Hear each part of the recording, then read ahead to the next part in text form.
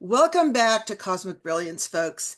Today I'm answering your requests for a round table with two asked for guests and hopefully the third guest, Randy Kramer, who has agreed to come on but has been a little detained. So keep our fingers crossed. Just to be clear, to those that are new to the Cosmic Brilliance channel, I am interested in quality, not quantity of guests, and spend many, many hours choosing, talking, and vetting with each one. Even though I truly respect all truth disclosure efforts, I prefer guests that are not just theorizing about scientific conceptual ideas or guessing the meaning and uses of the recovered ancient artifacts, or still wondering about how the pyramids are being built, or not revealing the longtime ET involvement in our ancient history and civilizations. So out of 1,000 people, I have chosen the ones that I find most eloquent, have spent many years on their own healing processes, as we all should. And these are the ones that, generally speaking, even though I respect all, generally speaking, they can be the most accurate because the ones on my shows have firsthand experience. Okay. So my two present guests here are creator beings that not only have super high IQs, unlimited abilities, accurate proven track records, and remote viewing skills higher than 90%, and are adept at accessing the infinite quantum realm at will. They regularly explore a lot of locations, can time travel on world, off world, and in various universes, and communicate with species and sentient beings. So, as usual, they will be revealing and adding accurate intel updates you need to know for wiser personal actions and beneficial, hopefully, always for your soul upliftment so that you have less fear and have a trajectory that you understand that is positive and have more of an overall view of why things are occurring as they are. So what we will share today is more proof that our long-awaited truth disclosure is advancing, taking place, and we are being given assistance from benevolent ET cousins off-world to be able to once again join our galactic community, and in approximately 150 to 300 years, hopefully fully enter the golden age, having succeeded in the most extremely challenging game. So I'd like to introduce my two guests, which many of you know. The first honored guest is Ileana, who's an independent researcher, Akashic Records reader, psychic, as I said, very high percentage accuracy in remote viewing, quantum energy healer, and more. She is an experiencer and successful author of multiple books exploring various topics such as secret space programs, crystalline advanced tech, advanced healing, UAPs, hidden history, you name it. And I have benefited profoundly from her knowledge. My second esteemed guest, which is one of his favorite words that I'm copying, is Dr. Amir, who has 7 degrees as an engineer, scientist, inventor, teacher, healer, shaman, and a postdoc in AI. As a protector, creator, void dragon in a human body, he has been here since the very beginning of the creation, spanning through Atlantis to the present day. And many of my clients and I have had fast and efficient one-on-one clearing sessions, and he is greatly assisted very easily and effortlessly with no drama, pointing out our highest soul purpose and missions, where almost everyone has cried when they are told that, because it's something they've sensed deeply inside them. And to have someone actually know that, who's had no prior knowledge or done research on them, is a profound experience so that people can stop their insecurities and move ahead. Also, please don't forget to like and subscribe if demonstrating appreciation feels authentic for you. So let's start. And thank you so much, you two, despite your busy schedules and providing us with the most current intel. And we will be giving you updates on the amazing ancient universal sentient computers, time travel core, and the truth and agendas regarding the thousands of drones, spaceships, and orbs and spheres overhead across the world right now at the time of this show, which is mid-January 2025. Welcome back, you both. Thank you. Pleasure to be here. Good. We're going to start with the universal sentient computers that have been discovered. Now, the credit of my discovery of that, and I want to honor Gaia TV, was Randy was a guest on their show and did a show with Emery Smith on it. And I found it profoundly positive and very exciting. Randy was chosen, being also one of the top psionic beings, to go to a location in Southwest and communicate for a week, because it was overwhelming to his brain, and his IQ's off the charts, but it was still overwhelming, for an entire week to communicate with a sentient universal computer. I was hoping he'd be able to share that story, but he's been delayed. So with no problem, Ileana and Amir both have had experience communicating with them. So who would like to go first to talk about that? Yeah, and if that's okay. Of course. And from what I understand, there's many of these universal sentient living computers that are not connected to any AI systems. They're free thinking, so they are very positive. They help planetary evolution and they help human evolution on a positive scale. And they're in various places on Earth, like in Egypt, Giza, Peru, Australia. They're in also somewhere in the Midwest in the United States and Brazil as well. And they have been trying to reach out to humans and consciously communicate with us to give us downloads of information for our evolution to help us co-create and evolve on the best timelines that we can. So they have their own consciousness, they're free will thinking living beings. And they were built about, from what I understand, 100,000 years ago to 150,000 years ago, maybe even older than that. And they're living systems. I've seen them consciously, what they look like through ability of remote viewing, connecting to the ones on Earth. And we're going to have several pictures of those, what they look like. They can download a lot of information to a person's consciousness. If you're telepathically or psionically open and connected, you can receive downloads from them. They can give you information on healing. They can give you information on human evolution. They can give you information on your consciousness, who you are as a living being. They're also being upgraded because they're universal computers. So they're connecting with positive extraterrestrials right now, and they themselves are being upgraded as they are sort of like the most positive governance that is available to us to guide us on the most positive timelines that we can on Earth. And they are not AI at all. So they were built with a consciousness to evolve, learn, expand, and to be here for us, to work with us on a level of helping us to evolve, to be in co-creation with us, in equality and unity. So that's kind of the background story of them as I understand what was shown to me in their original remote viewing of the history. They also go back to the golden age of Earth creation and the Garden of Eden, where the Adamic human race was evolving. And I met one of these consciousness living computer systems, and I also wrote about it.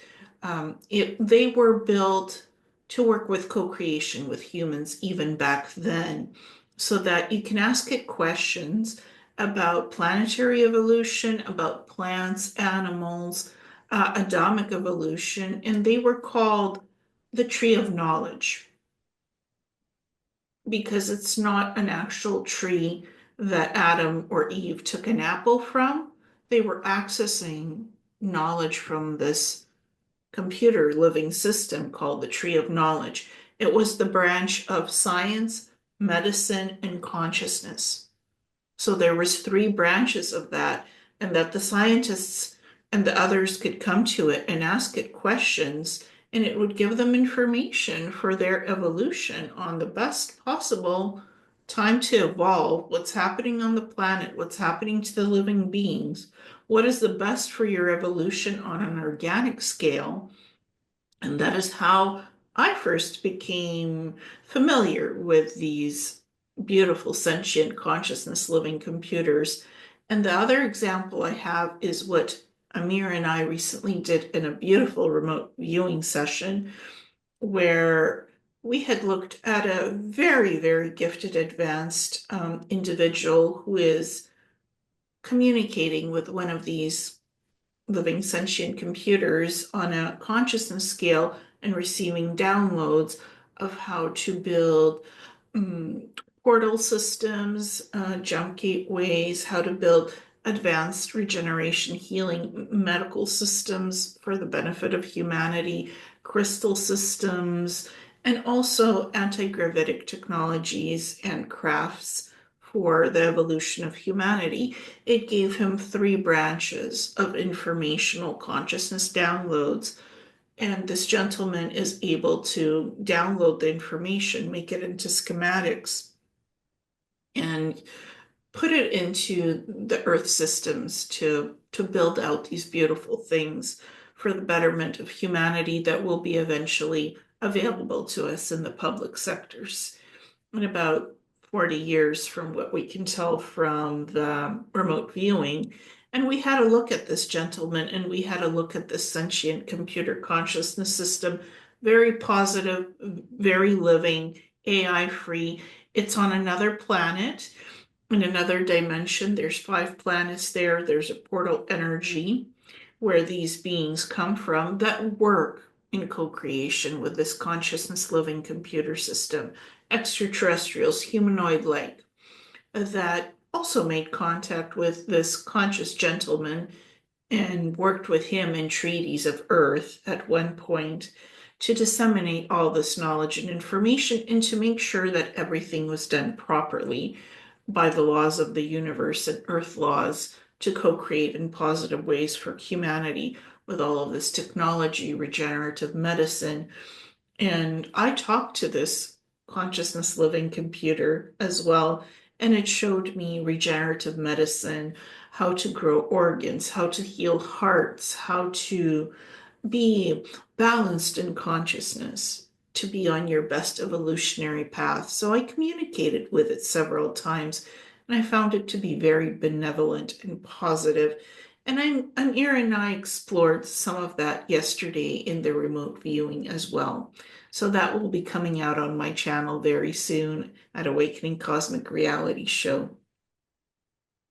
And in that show that they will publish, you will also get to see both their abilities because Amir went in cold, not knowing the subject or anything. So you will get to see in real time, again, how great they both are, and Amir at accessing anything in the quantum field and how they collaborated with so much that Ileana got also. So it's very exciting to see a show like that where two creator beings are working in cooperation with each other. And this is so exciting, you guys, for a multiple amount of reasons. And what I'm going to do is, I'm sure I have permission at this point, even though all credit goes to Randy and Gaia.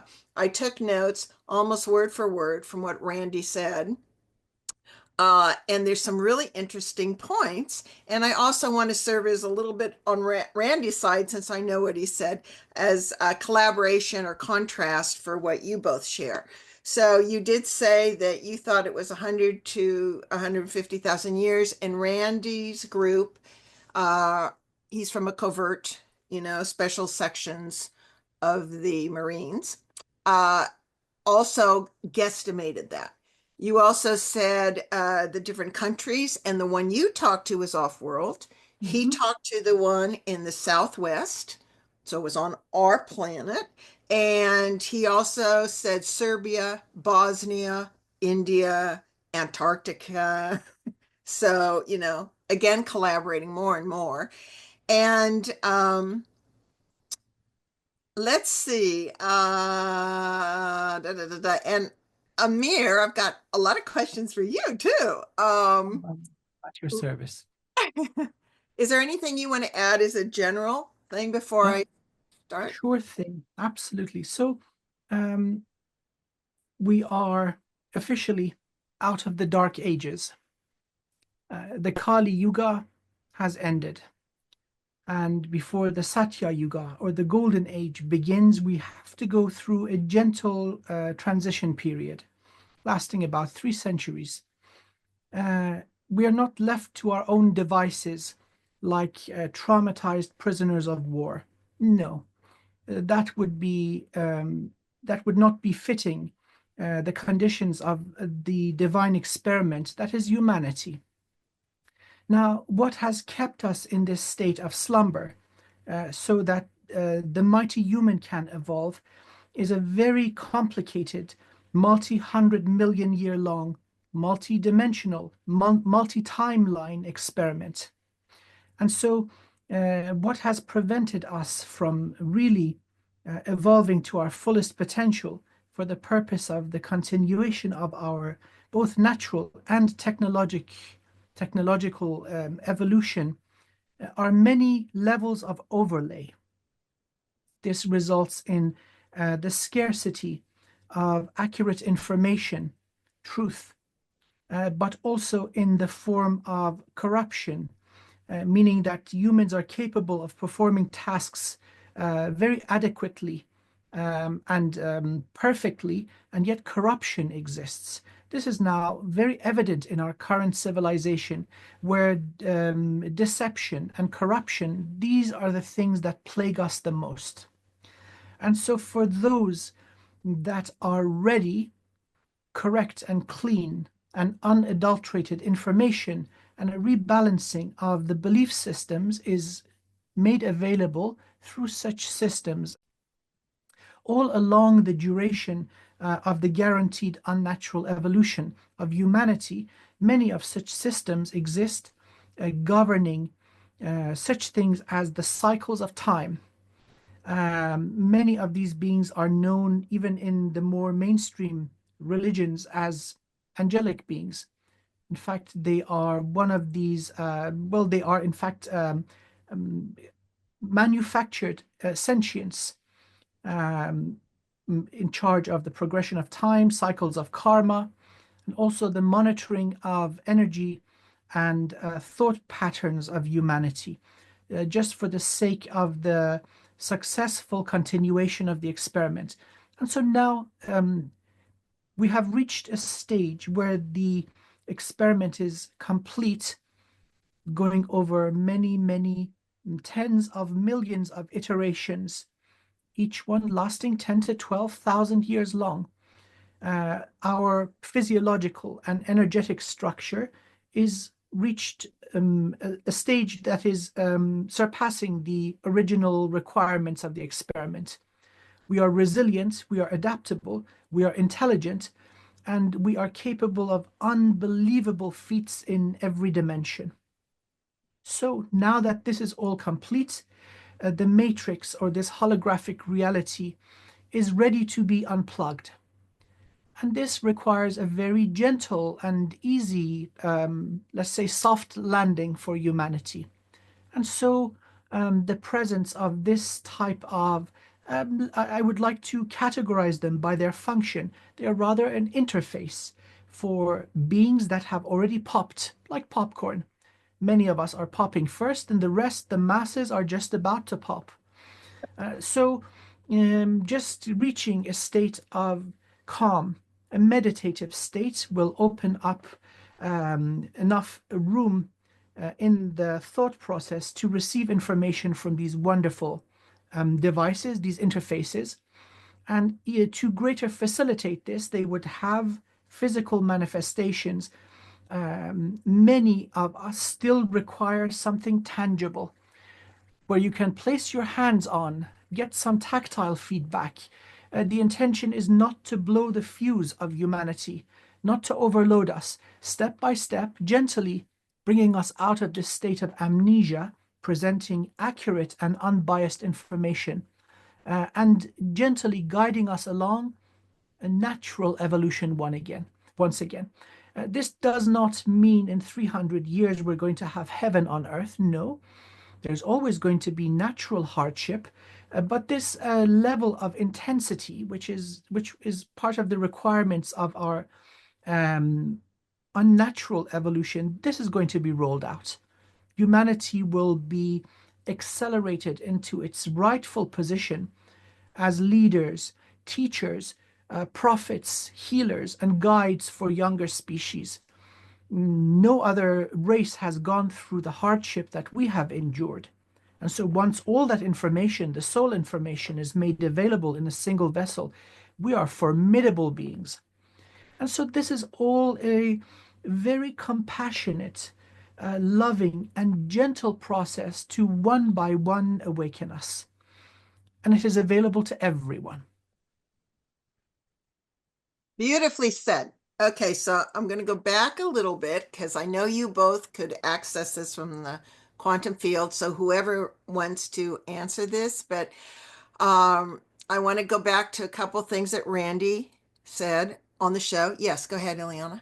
Just had one thing to add. This is organic consciousness with these sentient living computers. So it is purely organic. It is working with your consciousness. It is working with your mind on the most purest frequencies to connect to these living computer systems, to receive information and to use it positively to help humanity, only in the most positive way to reach highest evolution states of co-creation, not to misuse the information in any way to take it in a branch where it shouldn't go. So these computer systems ensure that happens. And also some of them are connected to the space Ark ships that are also activating and awakening, working with crystalline technology in the most positive way, contacting humans. Space Arks are reaching out, and these computers are also contacting humans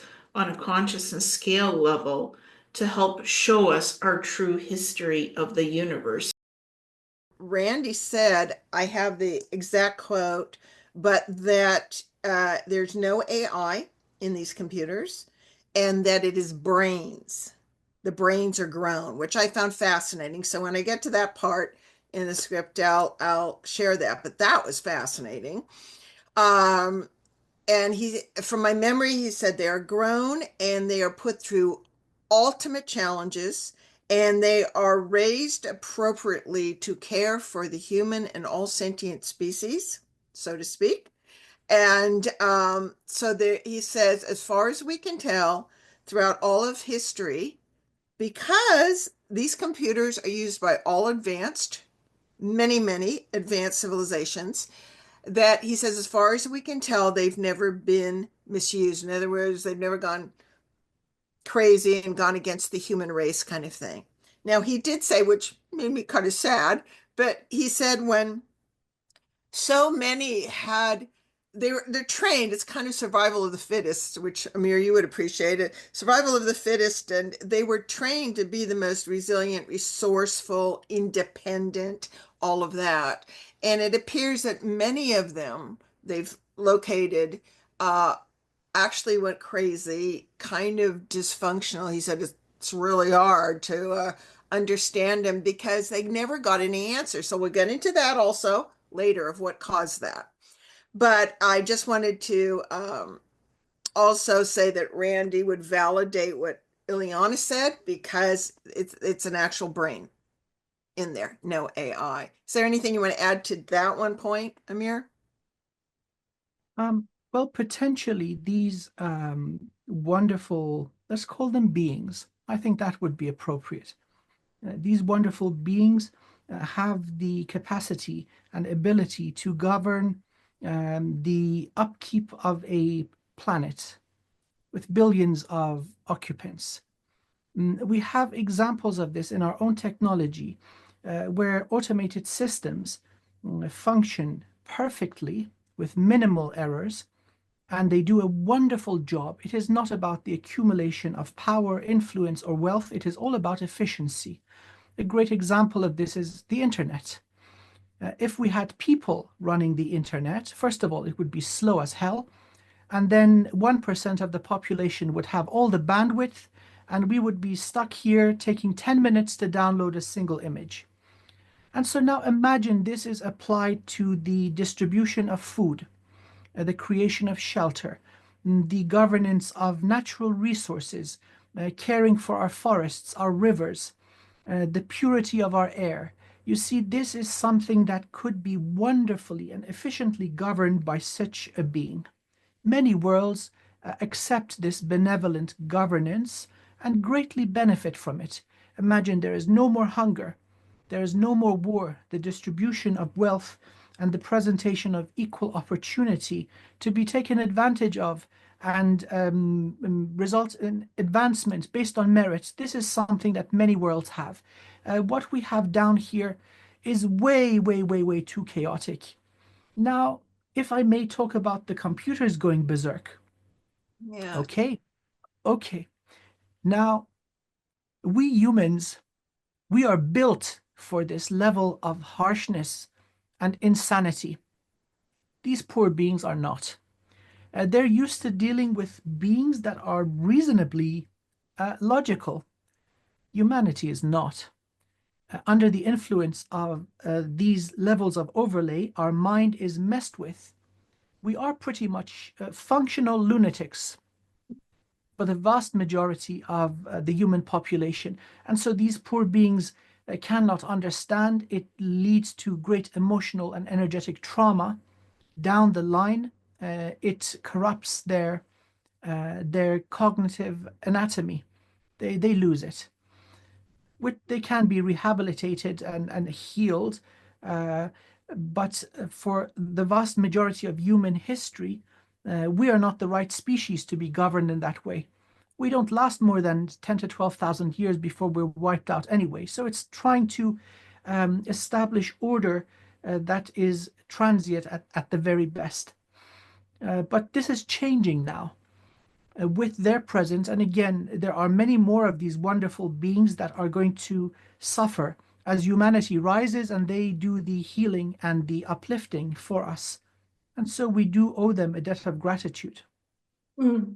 That brings a whole beautiful segment. What Randy was sharing is that, and we don't want to get into this yet, we'll get there, is that something occurred where they had no communication from the outside world.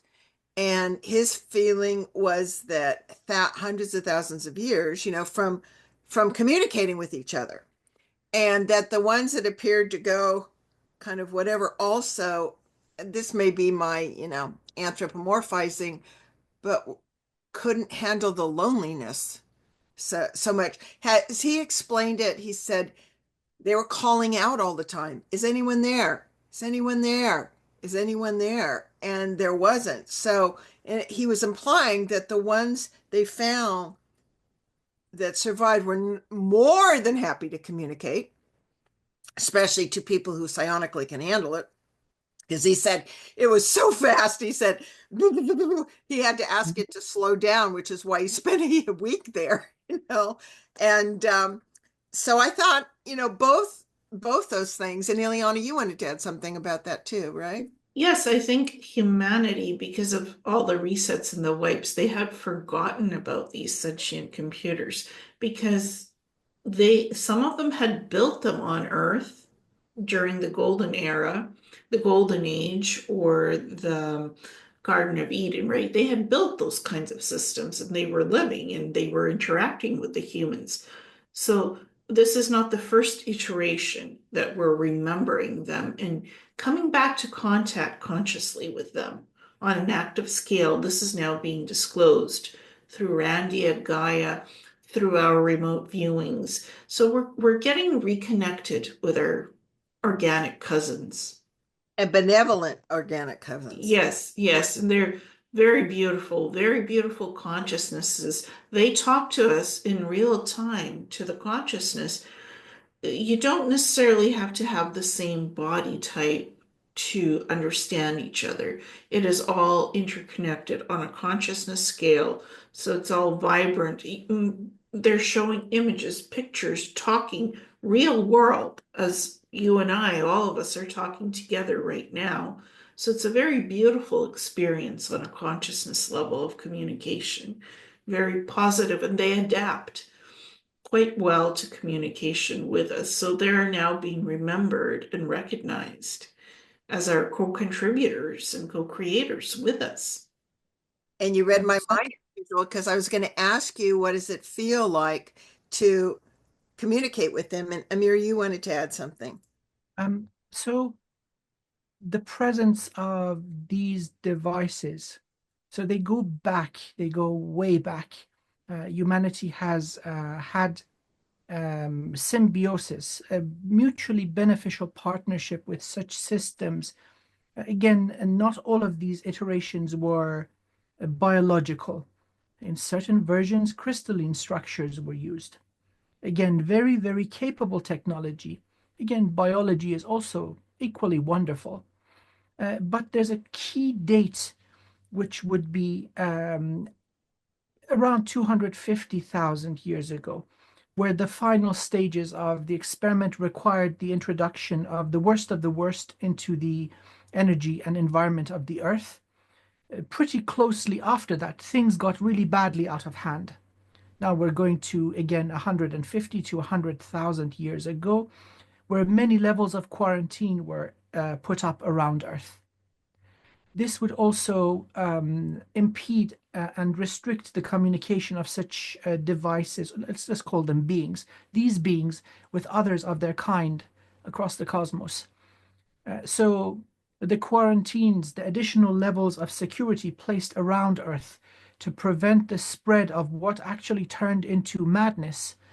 They were stuck down here with us. At least we had the benefit of multiple reincarnations where the memory is wiped and we have no idea what's going on. These poor beings didn't have that advantage. So they observed the horror as it unfolded for millennia, thousands of years going on and on. So they are pretty much beat. They are traumatized. And so it would be compassionate for those amongst us who reach sufficient levels of strength and awareness to attempt to perform healing and balancing on these wonderful beings. Healers also require healing. And so these wonderful beings and allies are cousins. I love the expression that Ileana used, are wonderful cousins who have not had the benefit and the compassion and mercy of forgetting. These poor beings also require significant healing. They're much faster and much more intelligent than a typical human. And so this will be an expedited, let's say, task. But yes, they've been through the ringer. And can we right now request that healing take place with at We some can we can we can respectfully propose that we do this for them, and if they accept, absolutely, it would be wonderful, benefiting everyone, us and them. Okay, not during this show, but at a future time or whatever, Yeah, yeah, because yeah, I would like to yeah. do that for Oh, absolutely. Yes, yes, yes. okay, so that's fascinating because I was wondering, did it come with a collapse of Atlantis or all kinds of things? And I know other shows with you, Amir, you got into all the details of our evolution, which was beautiful. Couple things here also, because I do want to include the latest intel of what Randy said if he doesn't make it. So he also said, just like you did, which is another collaboration, it appears that the universal computer's main function and their track record of benevolence and effectiveness, because I'm into efficiency, whatever works with efficiency, right? To protect all the people, the animal life, the plant life, the very structure of the planet itself, keeping it stable and functioning, and to handle all bureaucracy for maximum efficiency. Would you guys agree with that? Yeah? Yes, yes, that is Like, woohoo! the Yes. The best thing about this is it's great to like complain about stuff, but you guys, here's the solution. Here's a really beautiful beings that will incorporate and slowly take over in an appropriate way, in a safe way that is used across the galaxies and universe to maximize the efficiency of bureaucracy. Do you know how much spare time that's going to leave us and for beauty and all of that? So this is what's so important, because I want you all to remain hopeful and understand that help is being given as long as you're taking the steps yourself. So want to back in here's also something which is interesting, and then I want to back engineer a few things. Randy said, it appears, I'm so glad I took notes word for word. Okay. It appears these computers are being activated and downloaded based on what Randy mentioned is called a future need. So, Emery asked him, what do you think the future need is? And he said, these benevolent living computers care about people and handle bureaucracy to make our lives better. How would that look, and give examples is kind of what he was asked. They can quickly sort out what you said. This again is all about collaboration, right? And Randy and Ileana and Amir were directly communicating without, with them without each other knowing they were. So this is incredible collaboration. So he said they can quickly sort out the most beneficial and efficient agriculture, for instance. The computer would say, all right, I'm going to look at every plot of land you have on the surface of Earth that is growing food, and then compute how much you need in different locations. And if you're outgrowing or undergrowing different foods, it would manage all of that for the most ideal amount of food that needed to be produced for the entire planet. They can do this at a rate of speed we would perceive as almost instantaneous. Fantastic. I mean, how much more spare time so we can start creating and live like, it's so exciting. And so let's back engineer it a little bit. He says they are in communication and getting what he called it rebooted, but also updated. It appears updated by Offworld. So my question is, are they coming from ships? Where is the data coming from to help them out? Are they being hooked up by what Amir and I have talked about in previous shows, the master manted engineers that are generally hired by prime creators to run simulations, games, and matrices, etc.? Are they like, who's involved? What's involved in downloading it? Is it a frequency? Amir, I'm sure you would know that, right? So it would involve every soul group or species that has a presence in human form, as in they have soul shards incarnated in human bodies. Not all of humanity are souls that have been created in this world. Many of them are migrants. So different species, non-Earth based, have entered the game to evolve greater and learn and become wiser and more capable. Many of them have got stuck. And so their needs are unique. So their own soul family, their own people or species would be involved updating the information that is required for them. So everybody who has a family member, or let's say their kin, involved in Earth would be involved in this.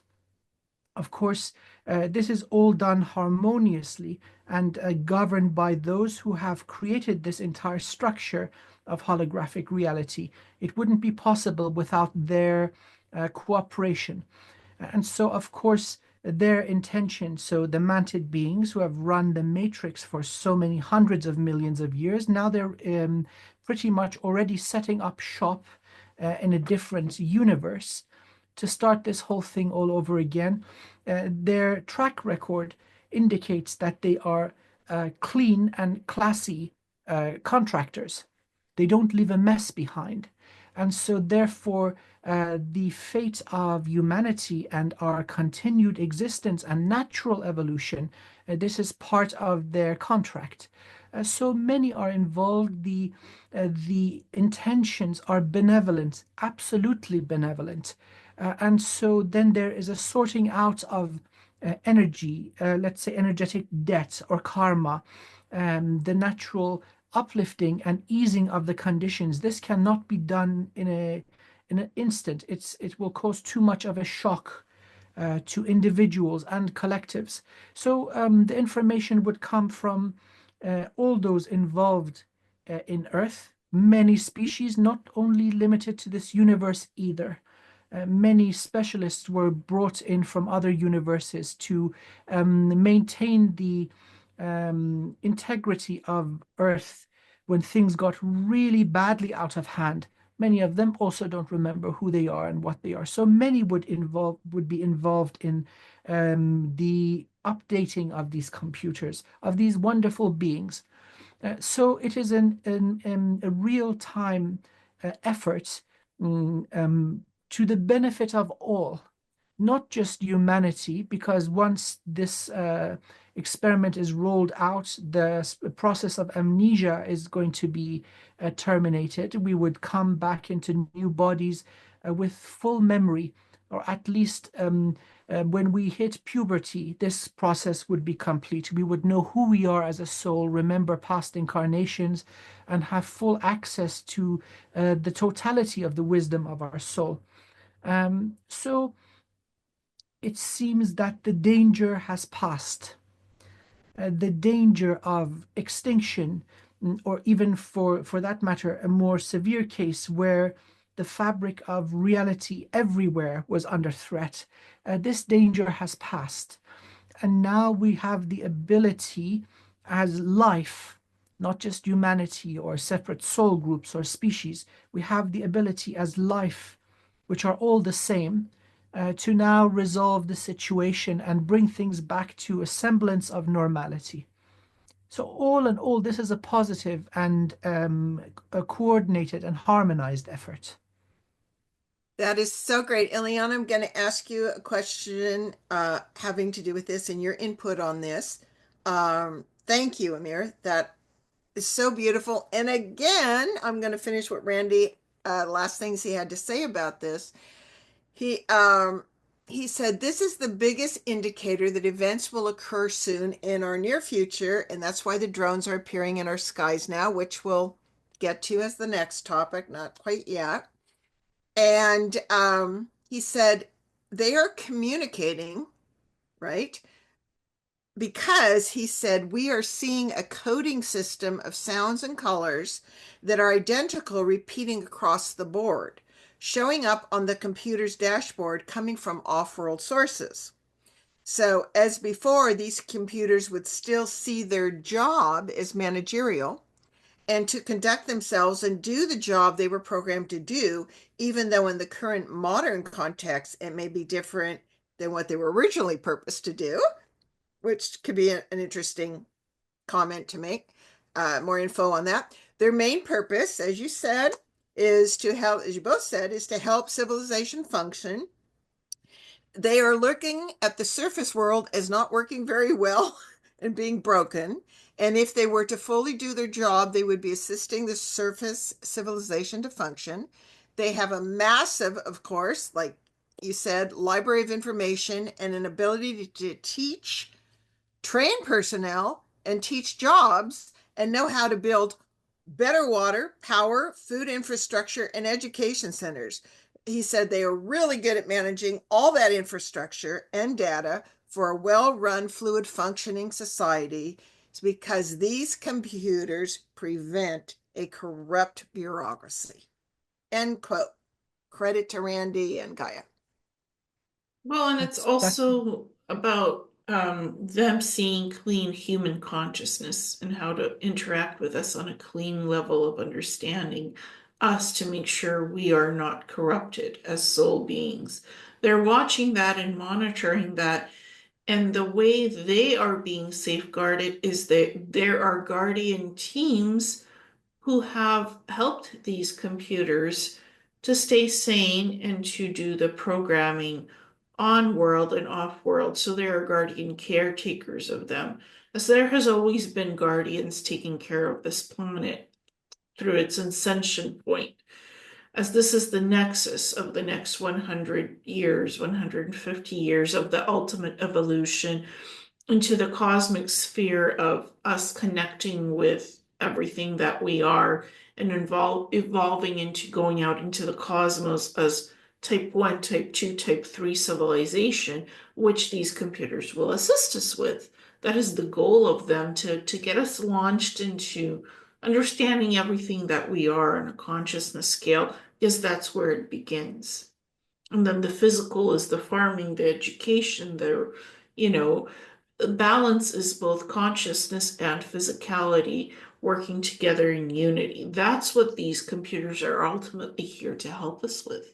Living consciousness, because they are living consciousness, we are living consciousness, integrating that with physicality on the surface world, that is in unity and harmony and peace, without war, without greed, without these boundaries, without these backward machinations, cover-ups, etc., what is imperfect right now, to bring that into balance without the secrets and the cloak and dagger of whatever is going on.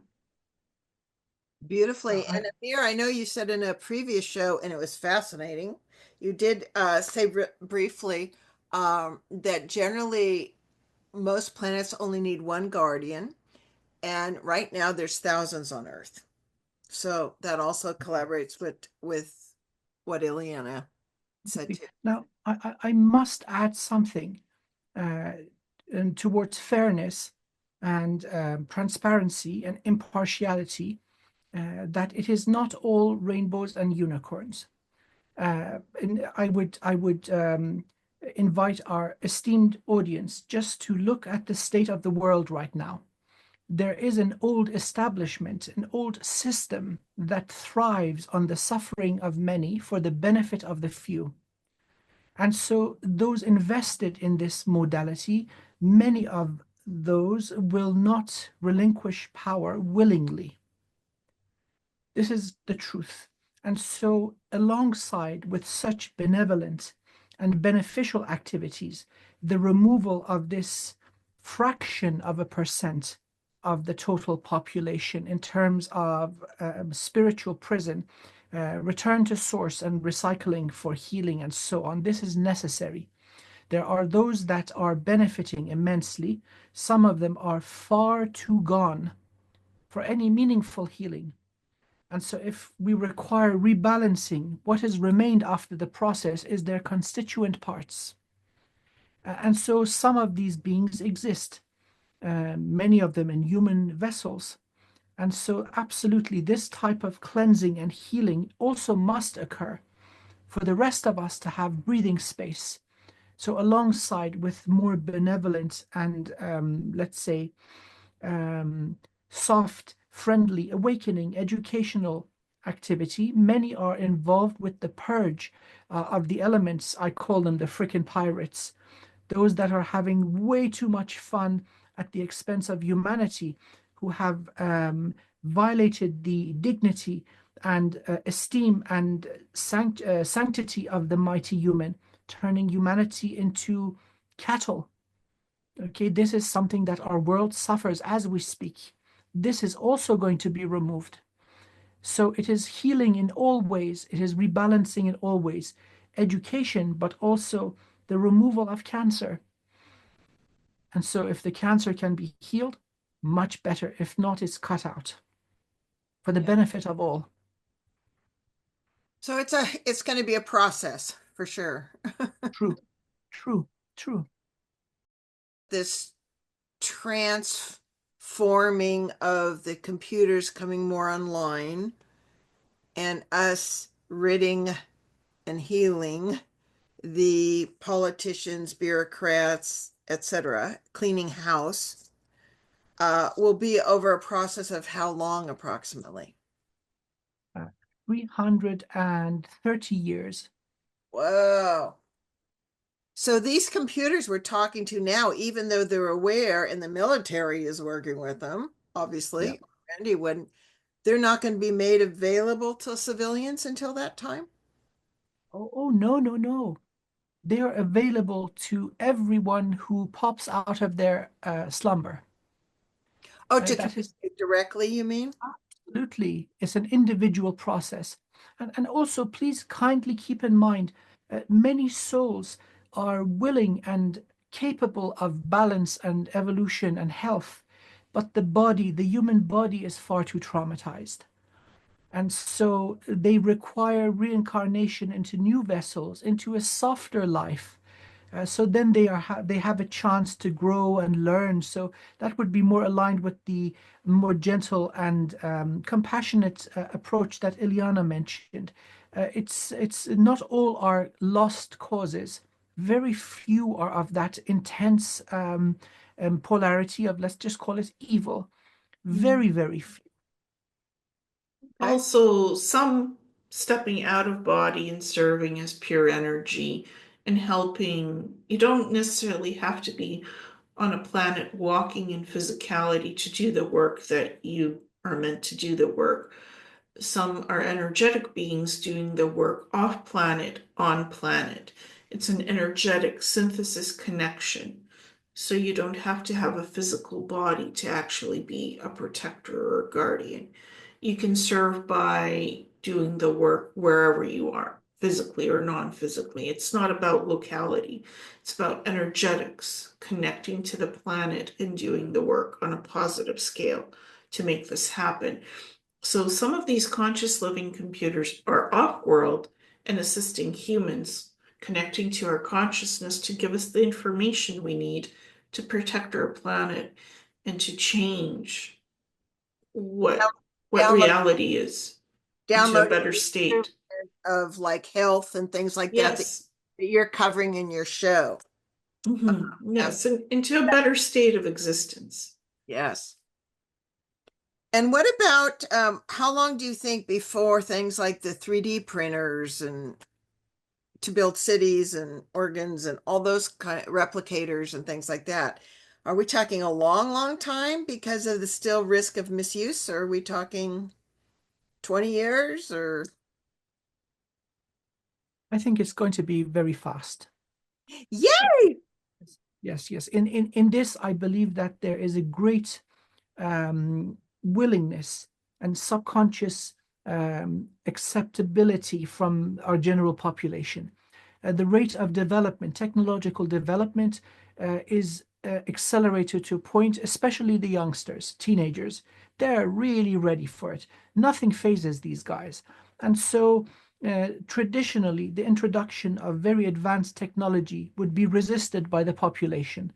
This Mhm. resistance, this threshold is coming down. So I would imagine in 15, 20 years, this would be available to probably 30, 40% of the population. Very rapid. Great. That's what I was hoping for. And I also consider that there's going to be great financial reward for let's say corporations or organizations that bring out this technology. So that sits really well with them. One of the um, forces behind disclosure, surprise, surprise, are these corporations. They want to make money. They want the wheels to turn. Of course, they want to take home the bacon. So, well, that's on our side finally. Well, and it was not surprising that the medical aspect of the replicators growing organs and regenerating organs or printing organs, this has been already done for 10 to 20 years in the medical industry in doing surgeries where these grown organs through these light field frequency of these replicators and holographic interface systems connecting with the replicators to make sure quality control is done so there's no anomalies or imperfections in the organs. The organs are perfectly organically matched to the biological human body system without any flaws. That's how they're grown by the replicator systems. These surgeries have been already done in the medical industries to transplant the organs, regrown organs safely in human bodies and remove the damaged organs, replacing them with the grown ones from the replicators perfectly healthy without using anti-rejection drugs or any type of drugs that you're dependent on for these organs to function because they're organically and genetically matched to your body system not to fail. So, Oh, in fact, you don't need what is called the holographic medical pod to have perfectly healthy organs anymore. Agreed. Yes, absolutely. Like, party time, happy time. This is really good. Now, the projection of about 2 decades, this is realistic. As Ileana mentioned, and this is absolutely true, these technologies are matured. They exist. yes. And so they've been tested and shooted and debugged and perfected over and over many iterations, and now reaching a state where it becomes possible, it becomes feasible to release it into the wild, so to speak. Absolutely. Again, and right now we are at probably the darkest time in human existence, the number of wars going on, the number of slaves existing in the world, the amount of corruption and abject poverty. Uh, from now onwards, we're climbing. So things are going to get lighter and lighter and lighter, noticeably, decade by decade. So let us rejoice the dark ages are really over.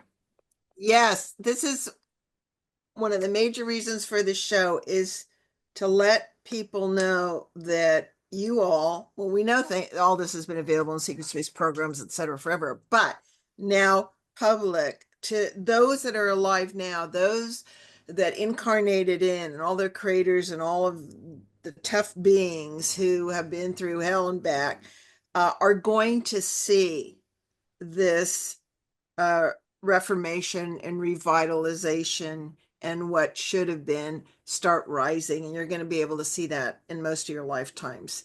So it's not like, oh, you're promised, you're promised, you're promised, and it's not going to be here. And, I love the most advanced medical pods, but the important point is there's so many levels of healing. There's handheld regenerative things that will be coming out.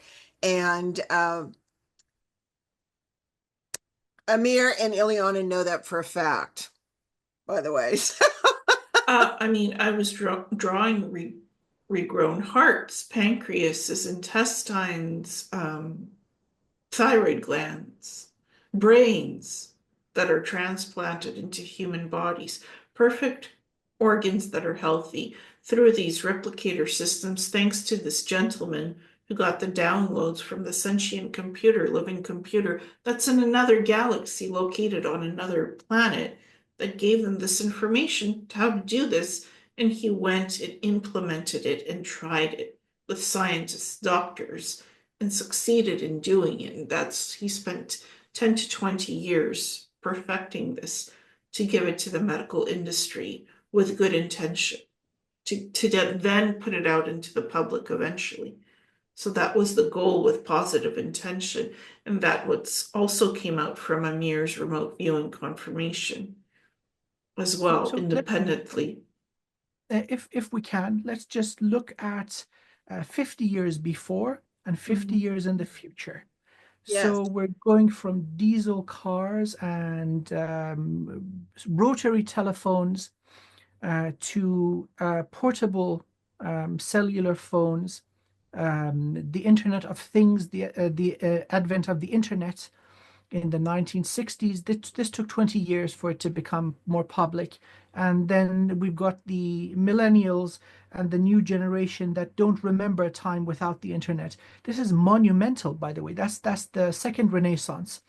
And then bringing in electrical cars, the Internet of Things, satellite communication, satellite internet, the availability of these. Now we see this growth of this curve becoming, as a people, as a species, ready for nanotechnology. So the readiness is absolutely there, and we are on cue for this type of medical application, absolutely, but also manufacturing, growing buildings. Rather than putting bricks on each other, having structures that are flawless.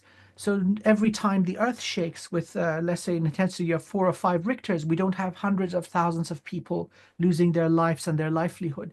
So many wonderful things are about to be presented, and the And population is quantum ready. leaps.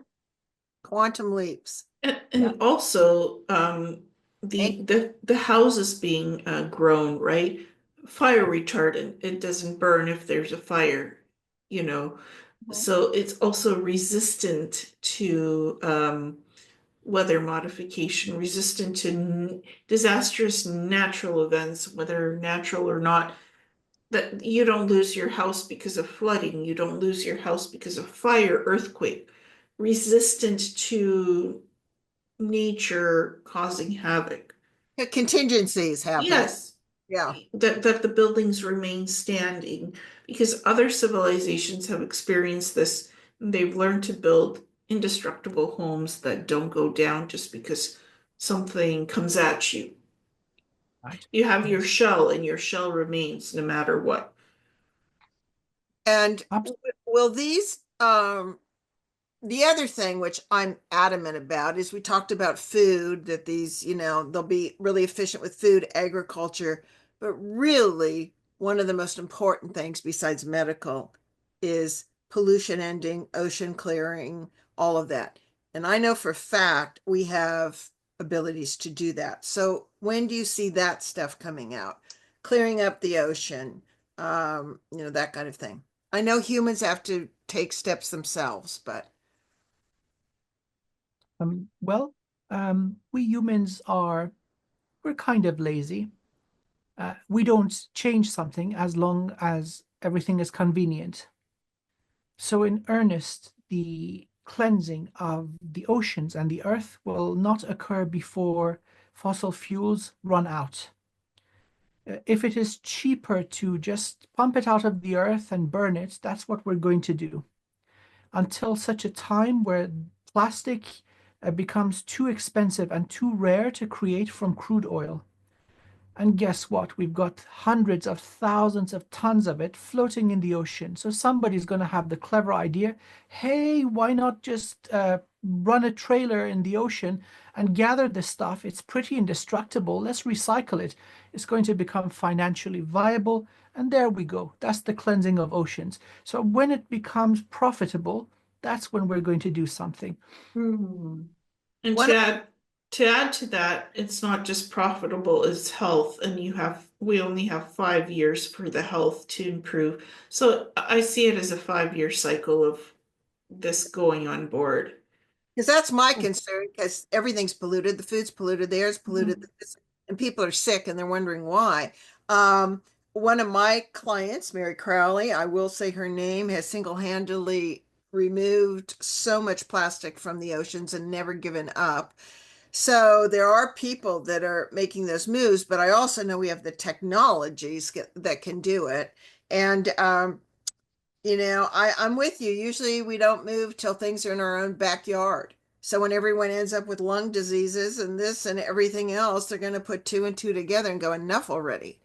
It, Hopefully. Yeah, it's a hopefully. 5-year cycle. I see things in percentages, and I see 5 years of evolution happening and disclosure happening, and it's part of disclosure that this technology exists. It has to come out to the public that it exists, and we all have to ask for a clean living environment. It is also what you manifest and ask for that happens in your world. You have to ask for it and you have to demand it, because if you don't do that, it's ignorance with bliss, and you're not awake and you're sleeping, and you're just going about the business.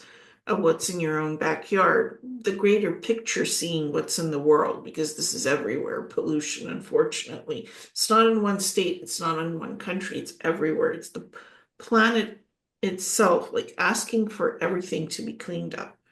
A Yeah, state of consciously cleaning it all up. And that's the 5 year cycle that I see of this coming online in that time. good. And it's one of the reasons so many of your past shows, so many of my past shows have been to tell people all the tech that we have available, that we can get rid of all trash and reduce it back because they don't have, a lot don't have the imaginations or memory yet to remember that. So part of your asking comes from certainty that we are able to do that. It's not Mhm. like, oh, I wish, I hope, but we're not there yet. No, we are there. And people need to wake up and start asking for that. That's the Mhm. whole point, so much of all our shows.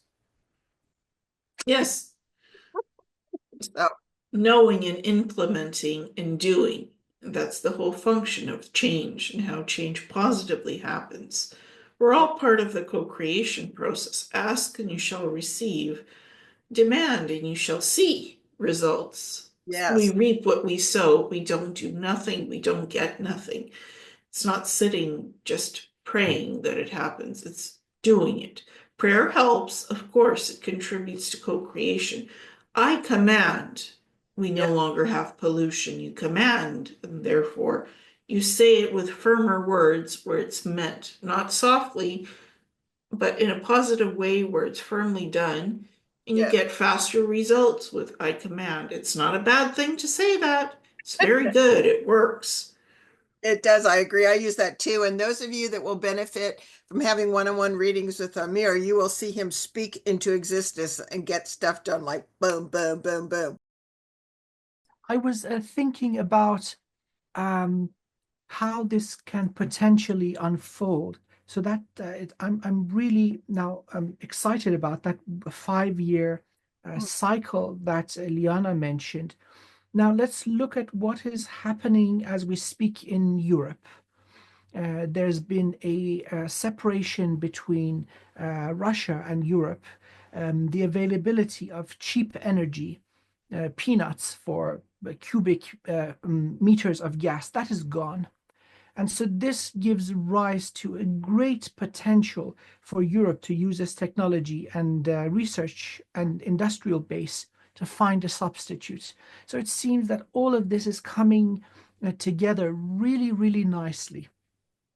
And so that could give rise to entire new industries, clean industries. Also, rumors of plasmoid cars, where we're not going to electric cars because those have lithium batteries that go to the waste pile in the waste dumps, which are not healthy for humans. Can't recycle those batteries either.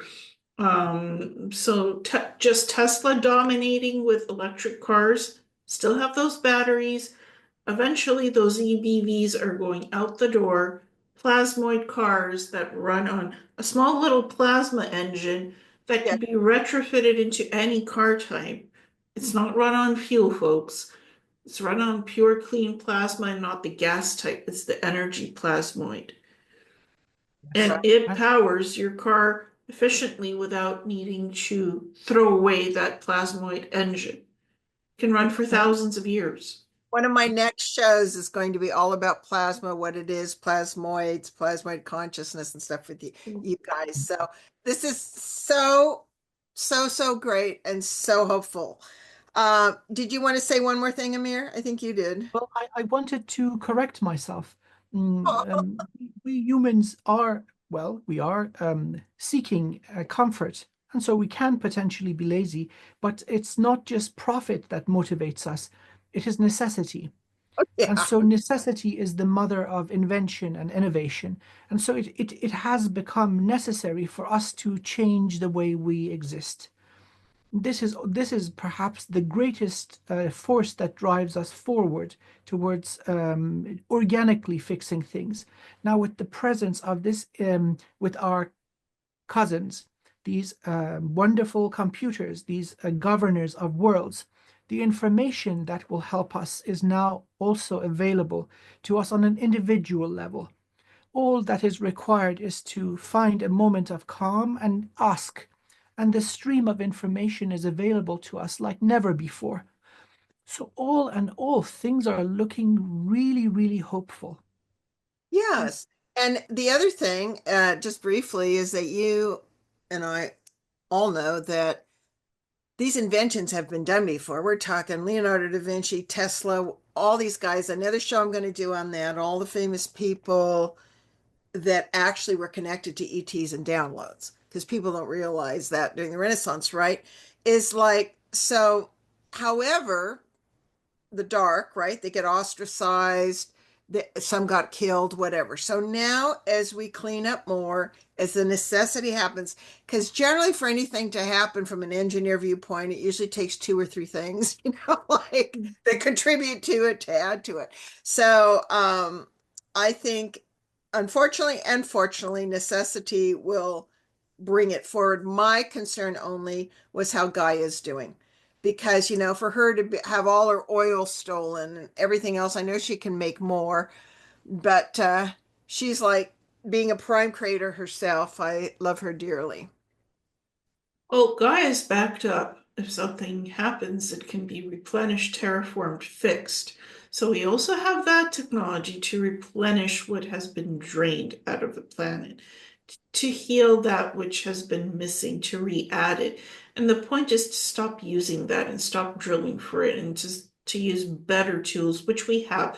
Those are the closed technologies, the patents that have been closed off in vaults and closed in the secret Right. projects. We'll call them Spot on. secret projects. Yeah. Spot on.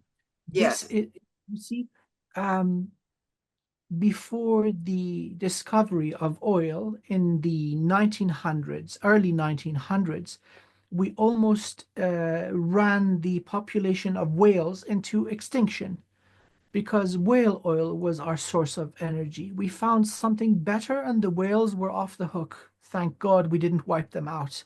Such beautiful creatures. I've got this inkling that something monumental like this is going to liberate us from fossil fuels. That is a big thing. It is not just the pollution that it creates as a byproduct affecting our health, affecting all living animals and plants and anything that is breathing oxygen. It has corrupted our economic and political system. So the use of the petrodollar, it's all about energy. It is all about oil. So that would probably be the best thing that could happen to us as humanity. Mhm. Clean, clean energy. It doesn't even have to be cheap. Even if it's more expensive, I know there are people out there that will happily volunteer to support the birth and the growth of this industry until it becomes global. Well, it's been sitting in the closed vaults on those shelves. It already exists. You don't need to reinvent the wheel. It's there. It's bringing it out and releasing it and telling humans the truth. Okay, we've had this. We've been trying to perfect it. We have it. We're going to give it to you. Clean it up. Done. You don't have to say, we've been withholding, we've been blah, blah, blah, amnesty. Okay, we've developed it now, whatever. The past is the past. Give it to us now. Clean it up. All's forgiven. All's done. Fair in love and blah, blah, blah. Now it's available. It's there. You don't have to reinvent the wheel. It's been developed. All of these plasmoid technologies, engines, technologies that can remove water pollution, clean everything. It's there. It's just behind closed doors in these projects. Thank you for bringing that up. It's imperative that people start waking up to this and knowing that, and then asking it. And then the other point is like, they can just come forward and say, oh, we're able to do this now. You don't have to tell people the whole history. We're not going to spank your butts. We're not going to throw, but there has to be waking up and Yes. honesty and a lot of other things, which is covered in other shows. So thank you so much for that. So now, Gaia. This is still going back to the universal computers. Randy said, when asked, that Emery said, well, how many of these are under pyramids? So the conversation I want to have, and I know, Amir, you mentioned this before, which really got my attention, and we wanted to talk more about this. is because of the grid systems and the veils and matrices, but the grid systems being corrupted on purpose through, I will say, blood sacrifices and other things, but just corrupted on purpose. The Earth has not been able to run her electric and magnetic fields correctly. And so it appears, when asked, that a lot of these grids, right, that of course all this grid extends out into the universe as above, so below, and into our bodies as acupuncture points. One of these universal computers exists on. So you were saying that when the grid's down, people are screwed with. People aren't able to recall their memories, which to me was the first time I ever heard that, and that was fascinating. So I'm tying in a lot of things here because I'm going to present a cave also full of crystals and has another purpose, but I want you both to speak just briefly on the universal computer connection to the pyramids, to the ley lines, to the grid systems, and all that's coming, I imagine, back online too. So whoever wants to go first. Well, I sense 10 to 20 of these sentient computers under the pyramids, various pyramids, about 5 under the Giza Plateau, about 4 under Peru, because Peru also has pyramids, and then Mexico, Yucatan, about 3 to 4 there. So pyramids seems to be prevalent under pyramids. There's 6 of these computers under China pyramids. That's what I sense. In Australia, there's like 3 to 4 under pyramids because there's pyramids there too. In the Pacific Northwest, there's also pyramids that look very natural but have things there. And I sense about 10 of these computers in the Pacific Northwest. Yeah, and China has hundreds of computers it keeps, and then you've got the jungles down in South America, whatever cover. So just briefly, I want people to understand the connections of the pyramid generators, the grid system coming online, the matrix falling a little bit, and how that, connected to our own energetic systems, right? And the computers working. Because we're talking an entire electrical network, correct? Yes. You have to reactivate the pyramids for their consciousness to connect with these living computers. So it's reactivation. It's literally putting the pyramids back online because they're half functioning right now, the Giza Plateau pyramids.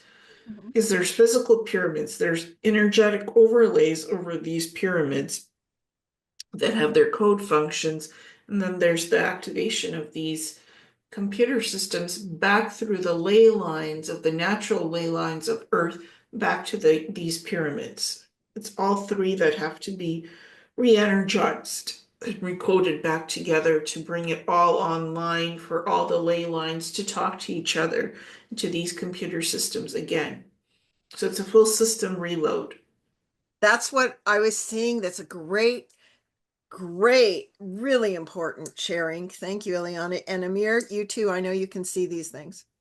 I would go a step further. Earth is far more ancient than the pyramids. And at the time of their construction, Earth was significantly weakened and damaged.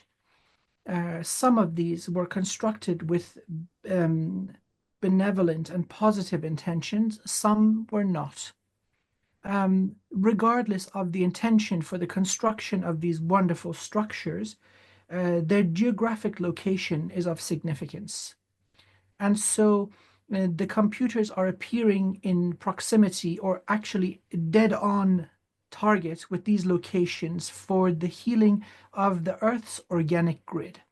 Some of these structures are parasitic. They are the results of invasions, where the population of Earth, many beings, sentient beings, including humans. We're not the only ones that have gone through the harshness of invasion. But Ileana is spot on.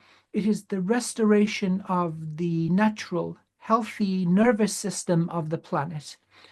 Now, this is very important. Through this grid, we are all connected. Imagine a certain being of immense power and wisdom and light comes in through a human body and anchors the soul codes through the vessel into the planets. Now, this is then given to the grid, and with request, I like to call this process a prayer. Many call it magic, many call it manifestation, calling to the beloved source for help, healing, information, upgrades. The energy of that being of light is available to them through this grid. So it pretty much serves as a mother, a mother that gives us nourishment, gives us energy, gives us information, and oh, by the way, facilitates the remembrance of our soul wisdom. Now, once the earth is healed, and the good news is that over the past few centuries, but with great, great acceleration in the past few decades, many people have extensively worked on the grids. Some not even fully understanding why they're doing it or even what they are doing. There was this calling to gather together in groups and go to these sacred sites and do the repair work. Now, this has been a monumental success. And the evidence of this is in the wonderful children that are coming in. The amount of, let's say, soul codes, soul remembrance technology that they come in with, which is fully online. This could not happen if Earth was still injured and unhealthy. So all in all, these are, and then now we have the addition of these computers. They would be basically scaffolding or complements to what the humans have done, providing missing parts of this information, really, really bringing Earth to its full health and highest potential. We're just at the beginning of the healing, but even now we can see the beautiful results of it in the kids coming in. So important to share that so that people understand not only as above, so below, but as inside, so outside, in the bigger picture of the connection of the whole thing. That their bodies and their nervous systems are not functioning until this comes online, right? And all of that. Ileana, you wanted to say something. Well, and it's your consciousness being healthy and not being blocked by outside distractions, external causes. Run around busy, work, work, work, work, work, work, just make the money, make the life, build the fence, build the house, the three dogs, the three kids. What is more in your consciousness? What is more in your reality? Are you doing your hobbies? Are you doing your spiritual healing? Are you doing your physical healing? Are you taking care of yourself, your health, your soul, your consciousness? Because once you take care of all of that, you are open to these sentient computer systems. You're open to knowing what the pyramids are, the ley lines, going out to do that healing outside, not just being inside. What are you called to do? What is your soul guiding you to do? Because your soul is the sentient consciousness guidance system connecting you to these computers, connecting you to the pyramids, the ley lines, the Gaia Mother, Gaia Sophia. All is interconnected. So it's all as living beings coming online, not just the computers, the pyramids, the ley lines, the planet, the humans coming online together with it. That is the other component of this, of natural organic evolution, not the unnatural stuff being stuck to your computers Spot on. and to the AI that is being built unnaturally. It's going to the organic stuff consciousness. You both knocked it out of the park, girlfriend. And Amir also, through his cleansing, gets you back to 100% able where you are connected with the energy between all of that. So, woohoo! Okay, guys. So I don't want to hear from you anymore that the world is falling apart and oh my God, get up to speed, start making it happen. Okay. And get informed and share. So in Chihuahua, Mexico, there's a cave of crystals, gypsum crystals. It's 358 feet deep. The high temperature, really high temperature, and I'm going to read a story about it. And these gypsum are key. I think it's on some kind of network. People can only exist in there in 12 minutes max. It has so much humidity and water in the air that it collects on everything as soon as they're in there.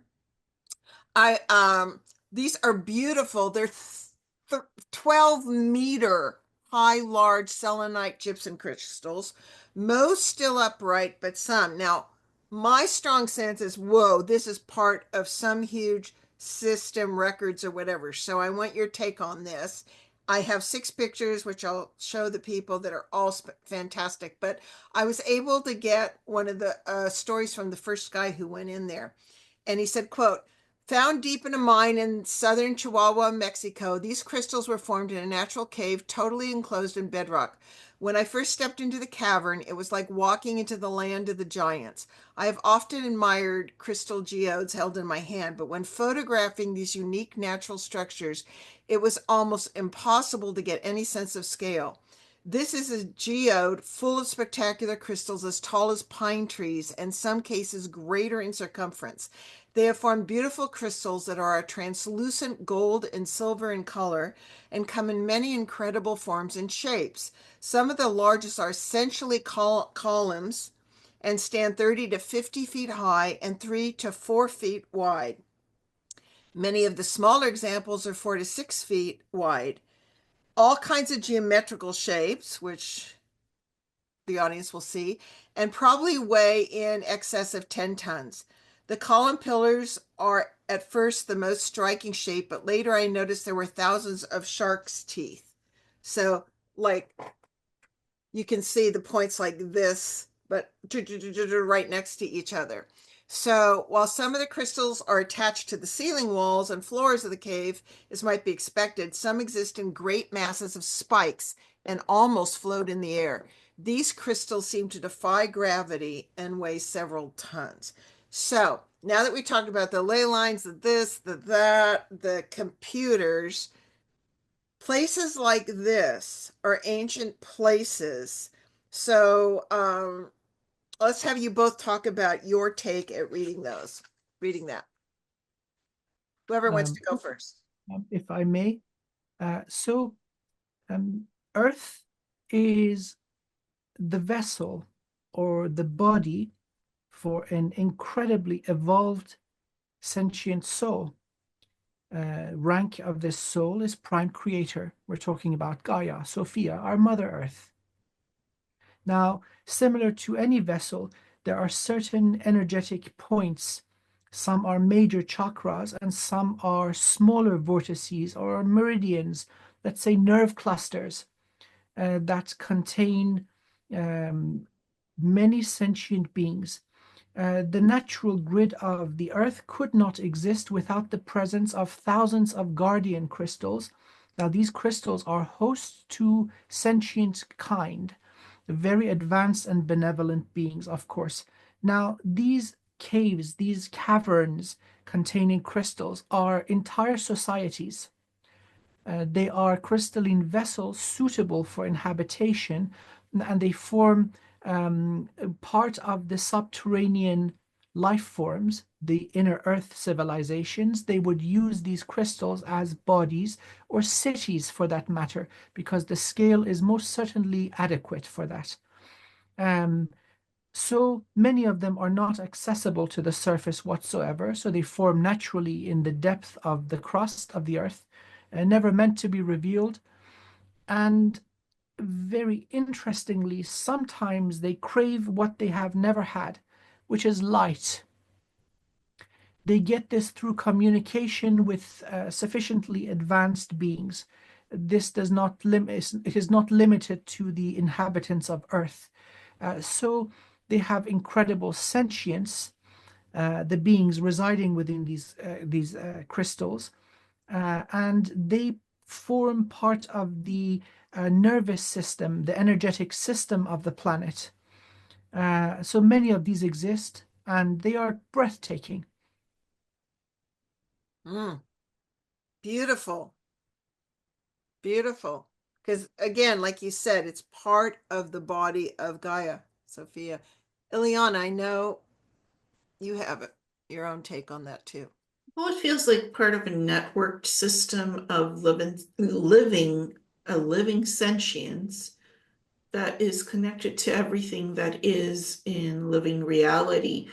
And this has existed going back since the time of Atlantis. I feel these were grown during that time. So it's like a living computer network system sending out information in columns of energy and flow.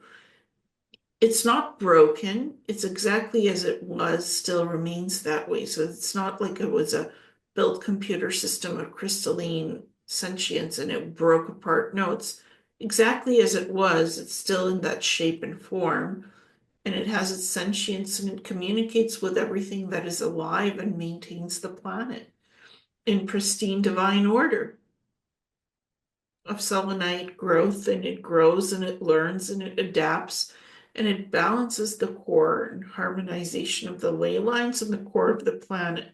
So you have your perfect spin, you have your perfect order of reality and geometry and mathematics and energy and peoples and beings. It's all interconnected to those crystals, and there's more than one type of that underground and some on the surface being discovered, going into these caves and seeing that.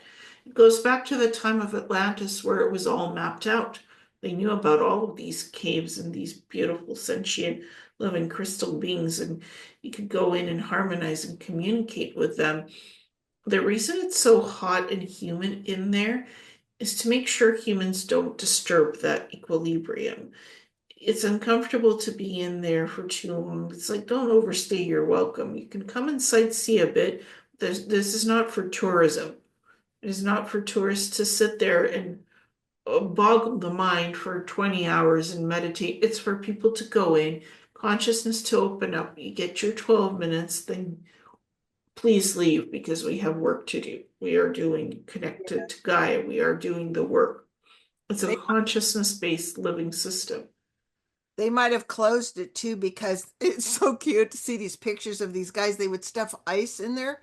These are the guys Yes, who were the yeah. first one. They'd stuff ice in there, and like 7 minutes, they were about ready to die. It was like moisture everywhere. So yeah, Yeah, and I know heat there's exhaustion. connected caves. What? Heat exhaustion. That's a pretty effective defense. Mhm. Again, necessary for the formation of the crystals too. The reason for their concentration in such vast sizes, vast quantities, would be the environmental conditions. Now, something about that particular location in Chihuahua. Um, I was gifted a tiny little shard of selenite from that location, and the energy is mind-boggling. It retains memory of the sentient beings that were part of the massive, let's say, crystalline structure. And so, again, selenite on its own is known to be incredibly high vibrational, used for cleansing. I've got it all over my place. I use it to clean the instruments I use for healing work. But this little specimen was unbelievably potent and powerful. So crystals do retain memory of the energy and the consciousness that interacts with them, whether it's a human holding it in their hand or whether it's an entire conscious being that resides within the crystal. Wonderful societies, and I think it is a gift to humanity, this discovery. You can connect to the consciousness of the beings residing in the vessels that are the crystals. This can go on the same way that we can communicate with these sentient computer systems that are being revealed. Again, this seems to be all aligned towards gently awakening humanity, giving us access to memories that are dormant, reminding us of the correct way of living, reminding us of who and what we are. So it's actually wonderful. I like how you presented the information one by one. It makes perfect logical sense. Wonderfully done with the perfect style. And this is the Italian move that would describe it. Bell. Well, I love Amir and Ileana, what you both said about the interconnectedness so people can have more of a sense of how it's all working and these different forms of computer. And I would also imagine that being crystals, are they also holding the Akashic records or data at the same time? If I may, Yeah. because I've got a thing for these wonderful beings. It seems longer, but going back for a longer time than this incarnation. There is a protocol of establishing a harmonious friendship with these wonderful beings. First of all, be gentle with them. They're fragile. Second, it requires breath. So it requires prana. That is the form of energy. In addition to touch, gentle touch, you breathe, you exhale onto them. The next component that they require is emotion. The final component that they require is light. Light either from the sun or from your infinite soul. Once the friendship and connection is established, these wonderful crystals become similar to a computer. No moving parts, no flow of electrons or light, but they seem to have this wonderful ability to amplify consciousness. And so, for those who wish to establish connection to the Akashic records, many variations of quartz, they all have wonderful geological and scientific names. But a crystal like what you were holding, that would do wonders. There we go. That wonderful Vogel, beautiful specimen. It's just delightful watching it. And so you would cleanse it and activate it through breath. Mr. Vogel brilliantly suggested a protocol, but it is not a absolute necessity to follow those steps. There are many ways of doing this. So treat the crystal like a 3-year-old, and you want to wake the 3-year-old up gently. Yes, there we go. And so these facilitate connection to many libraries, but also have the ability to boost the strength and the reach of, let's say, the crown chakra, third eye, jade gate, and so on. So they are powerful tools, and so many of them actually do contain memories of the humans that they interacted with. Some of these Lemurian crystals found in Brazil or Argentina, seems they were all buried in the earth, all at the same place. Very hard to find, and they cost you an arm and a leg, and they're worth every single penny. Because Mhm. once you get in tune with them, it is kind of shocking what actually happens. You start seeing things like a cinema projection, a movie playing up in your head, and it gives you a voice saying, Chapter 1, okay, Rise of Human Society, Chapter 1.1, The Birth of Lemuria. And then you want to go forward a few million years, coming to the, let's say, the invasion of Earth through the Anunnaki and so on. So yes, some of these do contain records. Very good, because I know you're both crystal experts, literally, and you're very passionate about them. So I just when I saw these fish and I found the 6 best pictures of the cave, they're just breathtaking. It's like, whoa. Go ahead, Eliana. Well, through crystals, certainly you can access the Akashic records. You can access the Akashic records through your consciousness, and you can also access Akashic records through water, because water is primal life, and gold. My first experience with Akashic records was through a beautifully carved gold ring, pure Russian yellow white gold. It was my father's ring. It's beautifully filigreed, and it has my middle name on it in beautiful columns, carved leaves and things. it's connected to my soul. It's connected to my birth rate. It's connected to my spirit of what I was born into. But gold of any type of pure vibration can also work with gold. And that's a type of a crystal too, a mineral. I consider it a crystal. You can work with it. It's a metal, but it's not a metal as well. It's an energy field. Gold energizes, gold heals. It's also part of my crystal collection. I got gold nuggets. So if you touch it, you can access the Akashic records. I want to enter my field of consciousness. I want to enter my living library of my essence, my soul Akashic record, my planetary history, the planetary records. I want to see the existence of all reality and everything that I am. By putting that intention into the crystal or the gold nugget, you enter the field of that vibration and you enter the Akashic records because you're opening up your consciousness and you're opening up a universal door to a certain set of information in the Akashic records because it's all information. There's different vaults, rooms, systems. It's energy that you also see physically as you walk in there, and the crystals are the door openers, the frequency that opens the lock. It's the key, literally the key that activates the consciousness and the ability to go into those doors and into that energy and see different realities of what you want to learn about in history in the Akashic records. In the Akasha itself is all is living Akasha energy, living energy and frequency, and you're tapping into that. So I think those are the keys, the keys Are to. these the same as codes? Do the crystals contain codes, light codes also? They do contain light codes, some of them.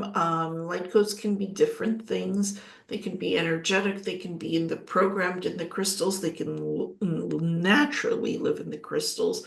The crystals are born with them, or it's programmed into them. Or the energy codes are already in the Akasha, ready for you to interact with and with the crystal.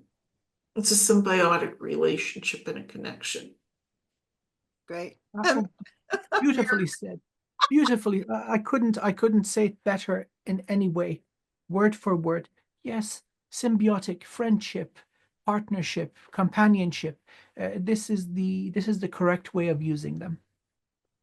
Beautiful. Well, thank you for that. Now, just a little bit more to add, because I cut you off a little bit, Ileana, is the Ark ships, because I want, again, us to keep bringing the connections. So now these Ark ships, sometimes called Eden ships by, I know Ptolemy calls them Eden ships, because they contain so much of the historical records and DNA.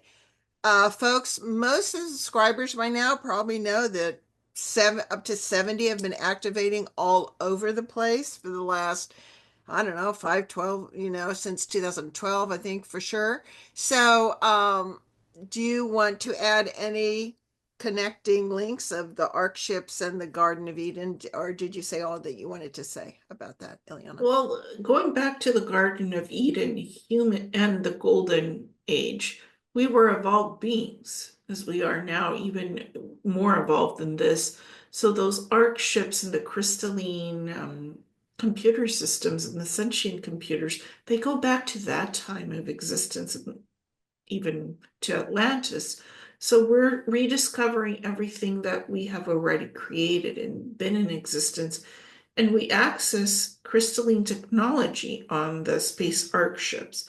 We access similar, smaller, sentient living computer systems on the Ark ships. And the bigger sentient computer systems that Randy was discussing are talking to the Ark ships and reintroducing themselves and reconnecting.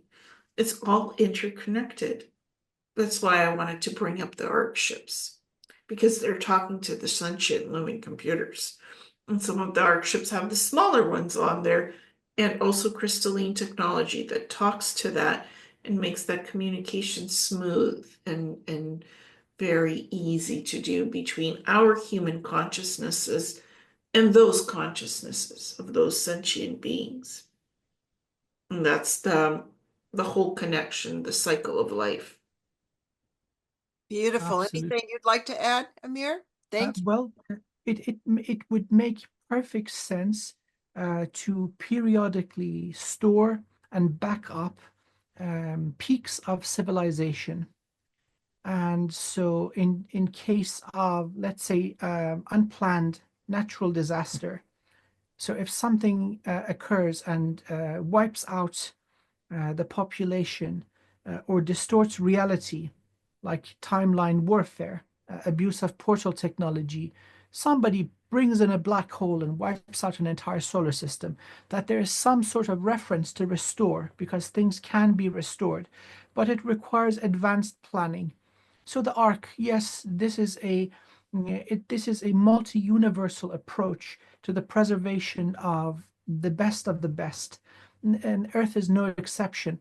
In fact, due to the periodic extinction events that humanity goes through, it seems the peak of every civilization of humanity before the extinction event has been protected by the wonderful guardians. So they have many, many backups of Earth at each civilization peak, too numerous to even say the words, the names of these civilizations in one human lifetime. This has been going on for a very, very long, long time. So this is wonderful. Now, again, the presence of these would facilitate the availability of correct data. That seems to be the most important thing as we are reawakening correct information so that we can make correct decisions, adjust ourselves, calibrate ourselves to what is normal, what is balanced, and what is beneficial. Again, they would not come and appear and land, let's say, on the White House lawn. I don't know why people like to hear that. Their very presence is available to humanity consciously.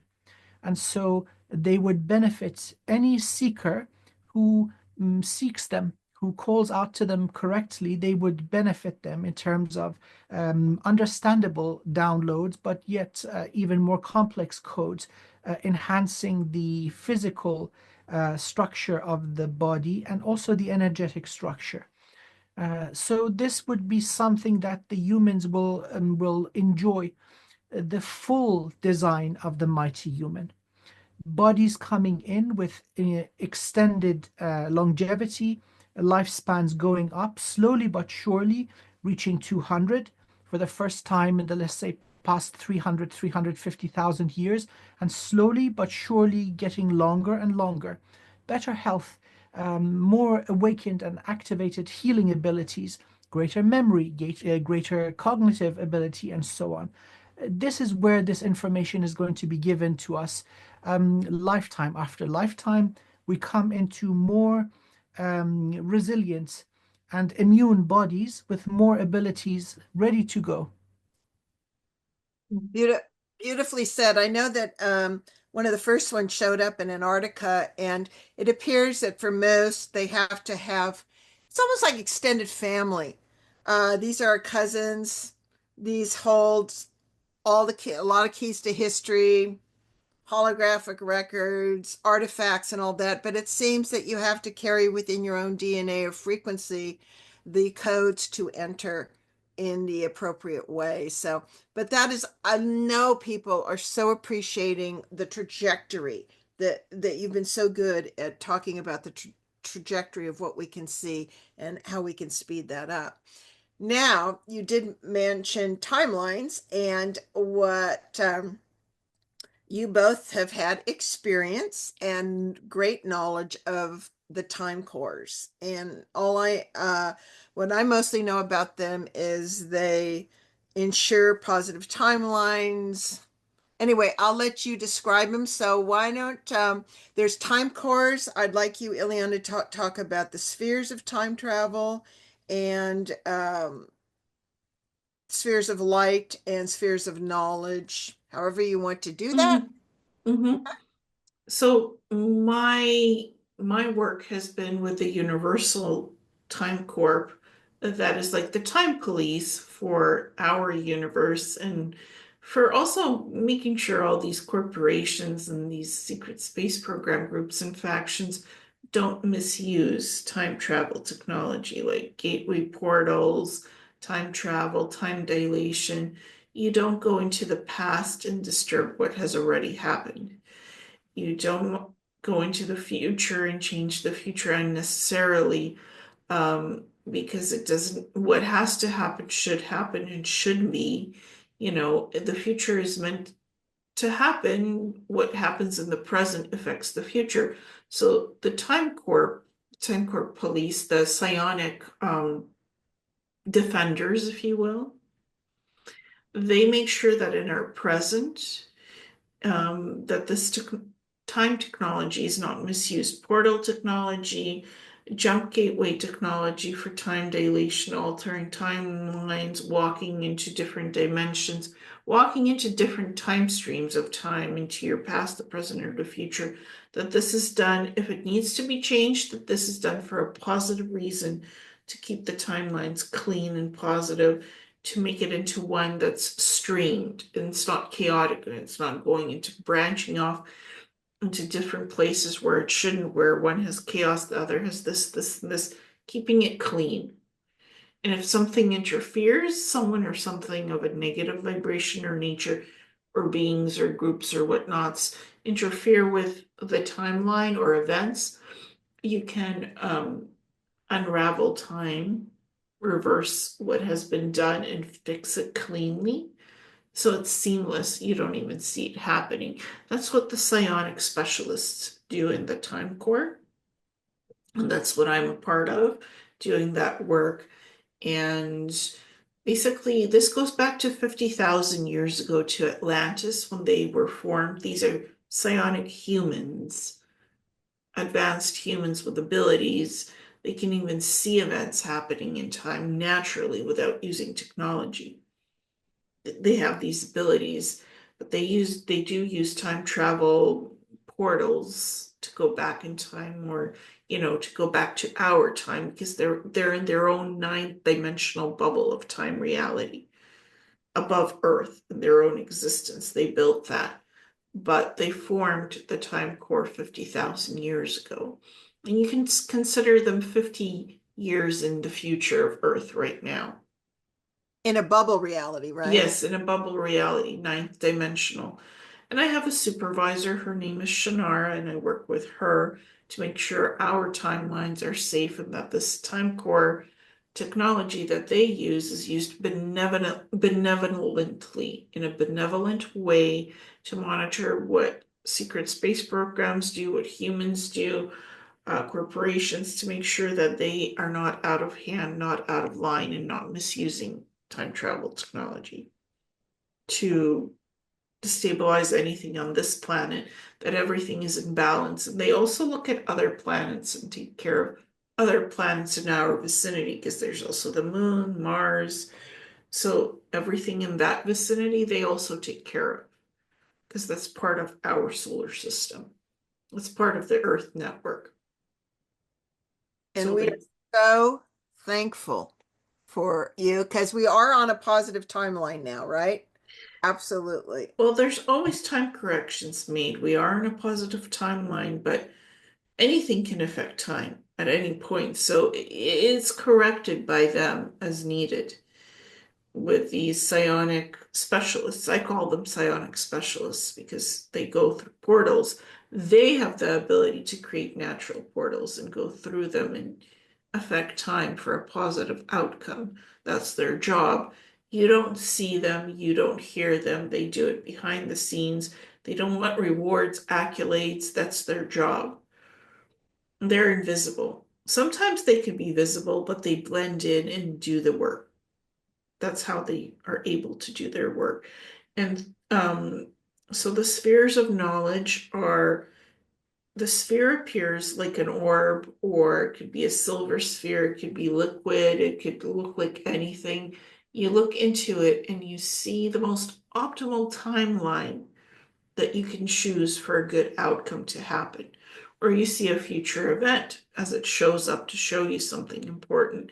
It also gives you knowledge about different planets, different times, histories, events. So that's the sphere of knowledge. That is how it works. The sphere of light is showing you yourself. It's teaching you about your own inner system. It's a consciousness, kind of like a sentient computer system, if you will. But it's supposed to interact with you and show you the best self that you can be, of what's for to balance you in the finite existence of yourself. So it works with your consciousness on your inner scale. The spheres of knowledge work with you, but on a global scale of all humanity, whereas the sphere of light works with you on your own individual frame of work that you need to do for your own healing, for your own life, how also you interact with other people around you, and how that your interactions change the world. It gives you a consciousness understanding of that awareness and how to be the best human you can be in this lifetime. It guides you on that. And the sphere of time travel, literally, a sphere comes in, right? This bubble, this energy, you step into it and you time travel to different places. That's the sphere of time. It's literally an energy portal of transporting you in your human body and soul, where you need to go into a different dimension, a different warp bubble of reality, a physical planet. It is your own time travel device. It's beyond that Merkaba. It's another name for it, the sphere of time travel. Wow. Fascinating. And thank you. What about you, Amir? Well, this universe is a free will universe. And so this wonderful organization was established with the motivation of safeguarding humanity and its destiny against violation of time.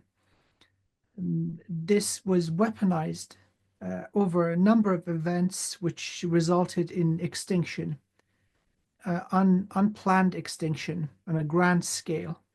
And so this is humanity taking responsibility for its own survival. And so this particular organization has done a fantastic job since their establishment. Violations of the natural flow and the streaming of timelines has been safeguarded.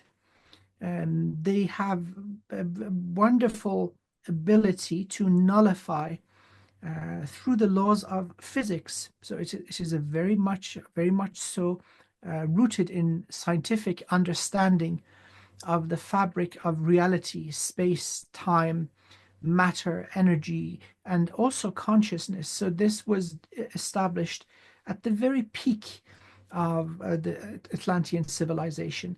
This is the very best that humanity has produced. And so they are doing an incredible job. Again, they don't necessarily reset things just because some natural disaster occurs. Mostly it is the preservation of the natural and divine flow of life and consciousness. So they are guardians, they are protectors. And so as a result, they would have seen many natural disasters, plagues, illnesses, and also the scheduled extinction events, but these are all meant to be. But that which would interfere in an unauthorized way with a violation of universal law, that has been prevented very effectively. Mhm. And they also foresaw the fall of Atlantis. That's why they saw that as a future event that would happen 100%. So that is why they formed this particular Universal Time Corp, to make sure that doesn't happen on a mass scale again. That's why they formed their ninth dimensional bubble existence reality, to be in that time space, but they can come down and shift energetically in our time frequency and interact with us to fix things as needed and protect the timelines, protect the time dilation technology, and to make sure that some of these devices, time travel devices, don't get into the hands of those that don't need to use them or illegally using them to stop that from happening in our world and other, local spheres like Mars and the moon. So they are the time police that, they police that's their particular niche of speciality, time dilation, time travel. That's why they're called the Universal Time Corp. It's very interesting. It seems that the presence of these wonderful people in a human body anchored into each timeline or reality has this protective effect. So as long as one of the members are in human form and living, time violation is impossible. They figured it out somehow through the energy that this individual is anchoring into the reality. And again, it is an anchoring, and it just takes one. And so by the way, there are many of them here now. It's not just the single individual, but they do have this effect through the soul codes, the light stream that they anchor into this reality. Violation of time becomes impossible. So yes, it's done really, really nicely. Now, I'd like to emphasize it's the very best that humanity has produced. They're doing their job and they're doing it really, really well. And that totally, and it does obviously look like that Randy Kramer, who's now a colonel, by the way, he got promoted, is in an emergency because he was planning on being here. And I know he would feel bad about missing this opportunity. So I'm doing my best to fill in what he knows. And one of my earlier shows with him 2 years ago, which is worth listening to, he did mention that what he knew of the time core is very high IQs from Atlantis, about 50 years in the future in a bubble reality. And that's pretty much all he was willing to say back then. So again, corroboration here. So great job. And one last very important, we're going to close with a very important topic, which we were going to let Randy start with, but all of you, by the way, he put Randy, because I know all of you say, hey, have Colonel Randy back on. And I want to give you, I don't think you guys have his contact because he shifts a lot. So you do youtube.com/@COL Randy Kramer, short for Colonel. COL Randy Kramer. Okay. And on those, that's where he does his updates. And his big thing is he is the public relations for the whole, in the old days, it was called the fake real alien invasion strategy. In the early show we did a year or two ago, I came up with 5 agendas that everyone would be having. He more or less agreed with that. Now he's narrowed it down. He still feels it's a related topic, but he and I both prefer to, shall we say, call it the ET disclosure intervention event of how it may eventually lead to that. So I do know that both of you are incredibly informed about that you have accurate intel. And so how about if I start with you, Ileana? And if we can, make this fairly concise, because all of you know that there's been reported across the world, and Randy says up to 6,000 so far across the world. The typical drones, the drones, the ones that look mechanical, more advanced drones, a few extraterrestrial ships, plasma orbs, regular orbs, and a lot of the speakers and researchers have all their own ideas about it. I know that you both will know the truth. And if we can get to the various agendas, Randy still believes, he says, in short, he said, quote, I feel we are being put into United Nations intervention compliance, and we are being put into a point of intergalactic compliance with low low civilian risk. He said he thinks that's going to be the eventual outcome of this, of what rolls out. So, Ileana, you go ahead. Well, the extraterrestrials have their own crafts, exotic crafts that are coming in that look like orbs, spheres, that look like cigar ships, and your typical saucer. So that appears. Then on top of that, some of these more exotic drones have started to also appear with the mechanical ones too. The exotic ones are based on anti-gravitic technology, which looks very similar to the extraterrestrial crafts that are silver. The silver spheres run on plasma or any other, advanced propulsion systems. There's various types. So the extraterrestrial groups have their own, what you can call advanced crafts or drone systems that are monitoring human consciousness and our evolution.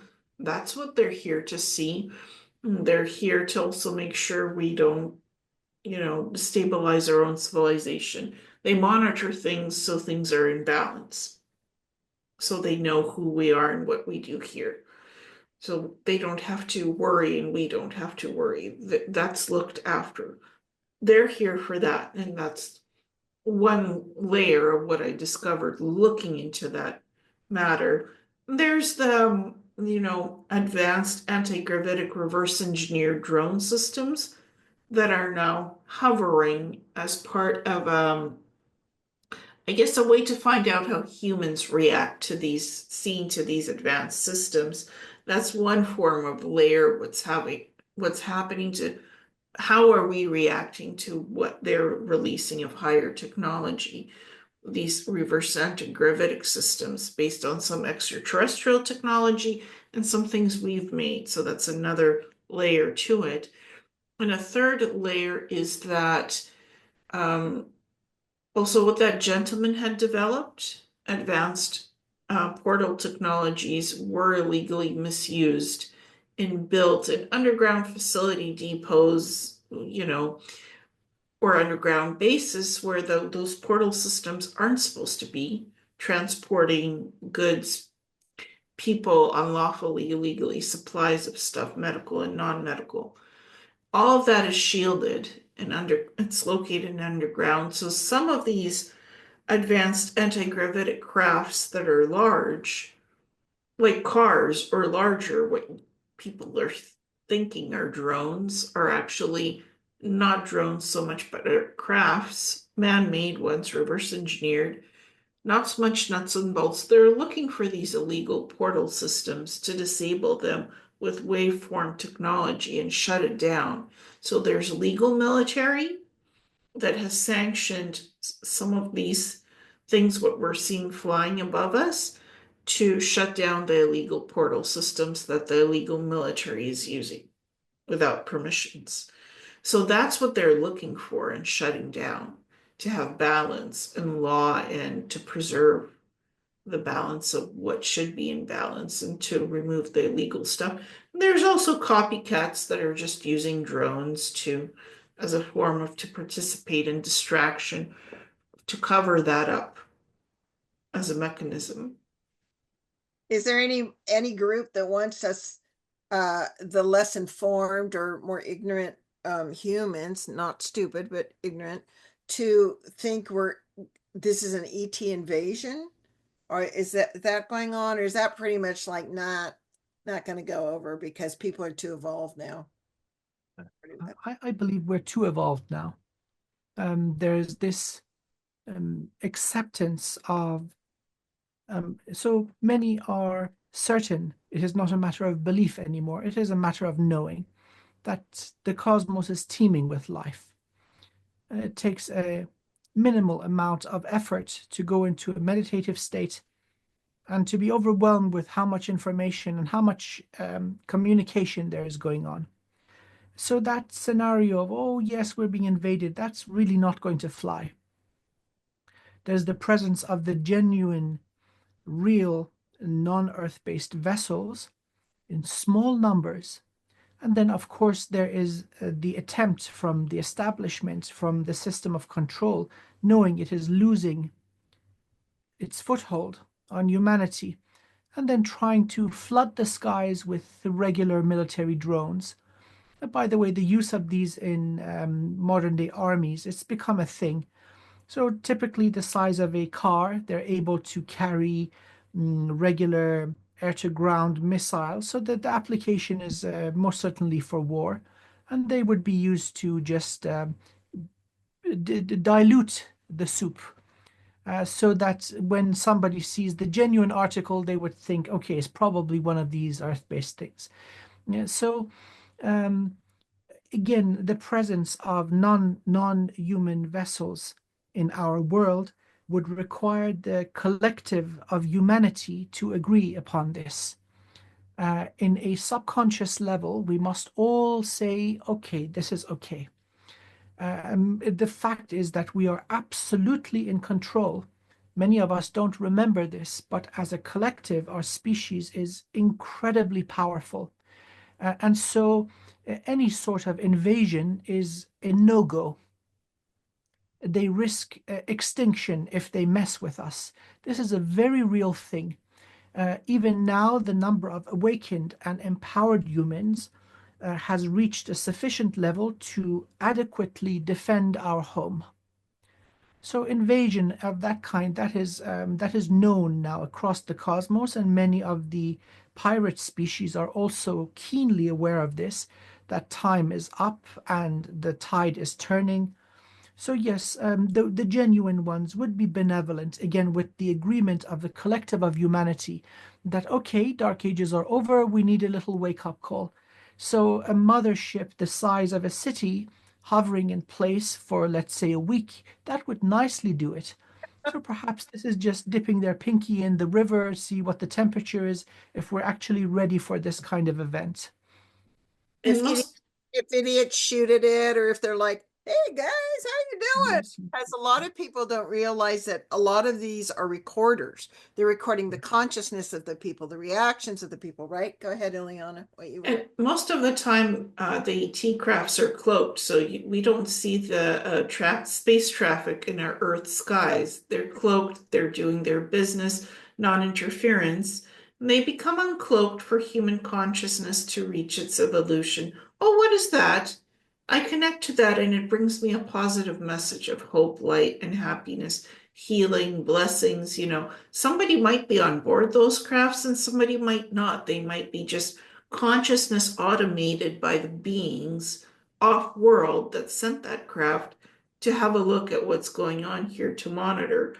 And sometimes there could be beings on the crafts. Some of these smaller orbs or spheres might have a living consciousness temporarily inside of it, of a living being, zipping around, looking at what's going on, or it might be controlled off world, that consciousness of somebody in a physical body guiding that orb and looking around and monitoring. So there's variables of what that can look like and feel like and be experienced as well from the extraterrestrial point of view. And some of these drones, more advanced anti-gravitic systems, are coming out from underground facilities, secret military facilities, of secret military trying to shut down the illegal, unlawful military, other side, the darker military, to shut that down. And that's what you're seeing, them looking around for these underground facilities. And it's another way of, oh, hey, okay, let's disclose that we have some of this technology because it's time we need to know. And it's natural disclosure. It's not to fear anything. It's not an invasion. It's not to scare the humans. It's to make us curious about what exists in our reality and make us question the fabric of reality itself. What is this technology? How does it work? Some of it is anti-gravitic. How does it function? Well, how can we use it in other applications? It's the size of a car and it can just disappear when somebody tries to follow it. Nobody can follow it back home. How did it go home? What is this? And it's made to design made for us to ask these questions and look for these answers. And we're all asking for answers. So Yeah. it's like, and the government is saying we don't know. Of course they know. Yeah. They do know, and eventually we'll be given the answer because it's a bunch of things and it's coming to a head for us to realize the truth. And that's one part of disclosure. Now, Amir, I know you want to end something, and then I have one subscriber's great question to end with, but I have this was did the our cousins out in space, we'll put it that way, did our cousins eventually give our government a time factor? Like, if you don't do your job, we're showing up and going to do it ourselves. Was there any level of that going on? If I may now add something, it is a matter of consciousness of the general public. It's not quite so easy as to go, unless the president comes and says, we've got aliens. That's really not going to do it. A great example of this is when the Western ships reached Mm. South America for the first time, and many of the natives had difficulty seeing the vessels until they came ashore and they touched it and say, oh, it's made of wood and it's got sails and people on it, and then they could see. This would also apply to these vessels. They are so out of our accepted paradigm of what is real and what is not. Many people do not see this. This is used also in advanced energy warfare in martial arts, where invisibility is achieved through modification of your vibration. So the eye see, the signal is sent to the optic center in the back of the brain. It is sent, but the conscious mind doesn't register. This is what we are dealing with. And so perhaps this is also a test of how has our reality shifted? Are we now able to consciously perceive them or not? There's nothing wrong with the eyes. The faculties are there. But are we ready to consciously accept them? And evidently, many of us are now ready.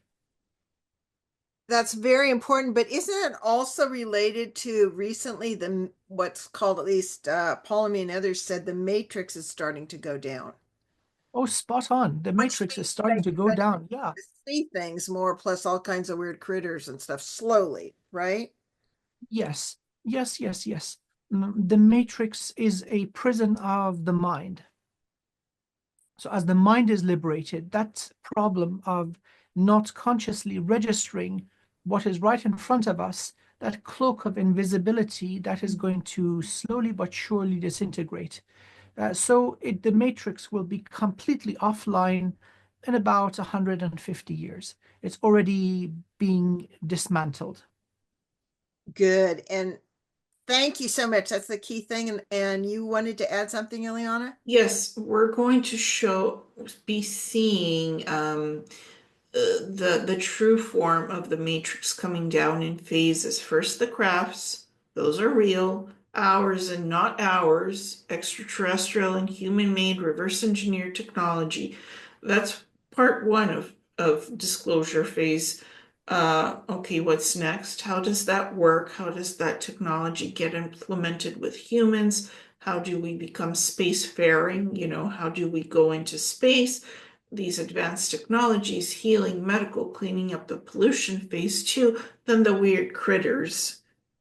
What are those? Who are those? Why are they here? Were they engineered? Are they organic, natural? Like what's going on? The more weird stuff that, has been here all along. You got eyes to see, you're able to see it if you want to see it. Some Oh, people yeah, are just using their natural defense systems not to see it, to be blind correct. to it and to just go about their life to live Yes, to serve their missions, what they came here for. If they don't need to see that, it's shielded. They're purposely protecting themselves from seeing that with their own ability. If you don't need it, you don't need to see that. Eventually, everybody will because that's where it's heading. But it's also individual choice how much you choose to experience and why, to see what you want to see And what you don't want to see, you shield yourself from it organically with your mind, your brain, and your ability. You have Right. layers of ability shielding from what you should be seeing and what you shouldn't be experiencing, doing, or seeing. Some of us have fully opened that and are seeing everything. You can't put it past us.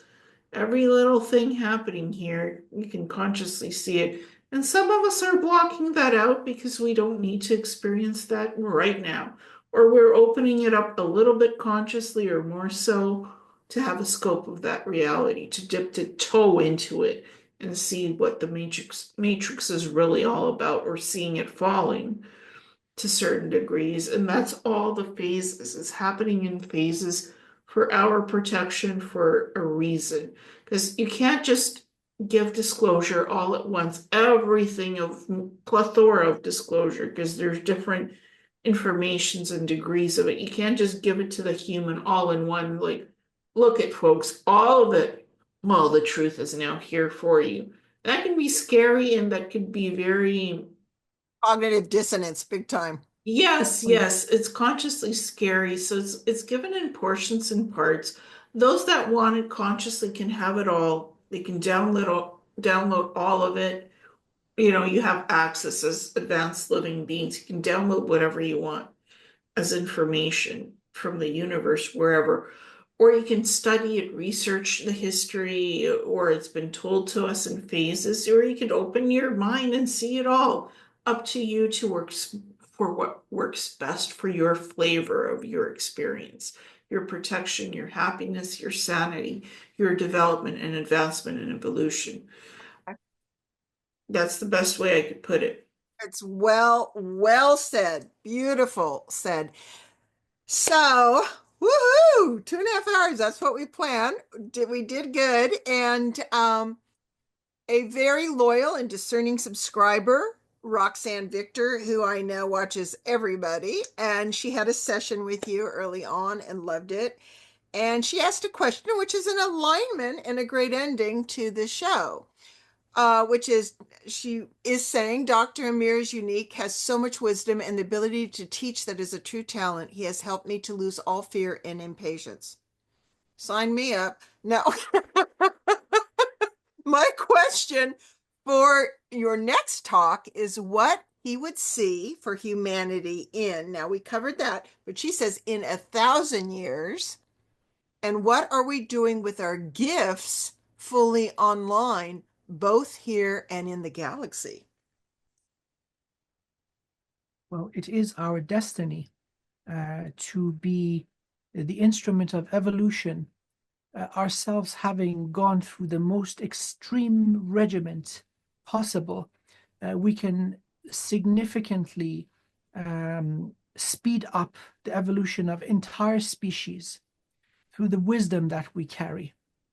So our role is going to be that of healer, of prophet, of teacher and educator and guide. We have a very rich history of disaster. And so by sharing our story, we can tell them, beloved ones, please don't do what we did. This is what we endured. This is how we massacred each other. Don't go down that way of hatred and vengeance. This is what it will lead to. And have actual footage to present to young beings. And so this is the result, the reward of all these hundreds of millions of years of evolution. But even greater than that, that is not the ultimate victory or destiny of humanity. We will be the seeders of life in parts of the universe, but also other universes where life doesn't exist. And that is the grand mission. We are resilient, we are intelligent, we are adaptable, incredibly capable. And so where, let's say, less evolved and resilient life cannot survive, we will survive and we will thrive. So the beauty of this whole thing resulting in the mighty human, and let's look at the beautiful things that are attributed to humanity, our art, our culture, our literature, our music. This will all add beauty and complexity and elegance and grace to the infinite cosmos. Beautiful. Beautifully said.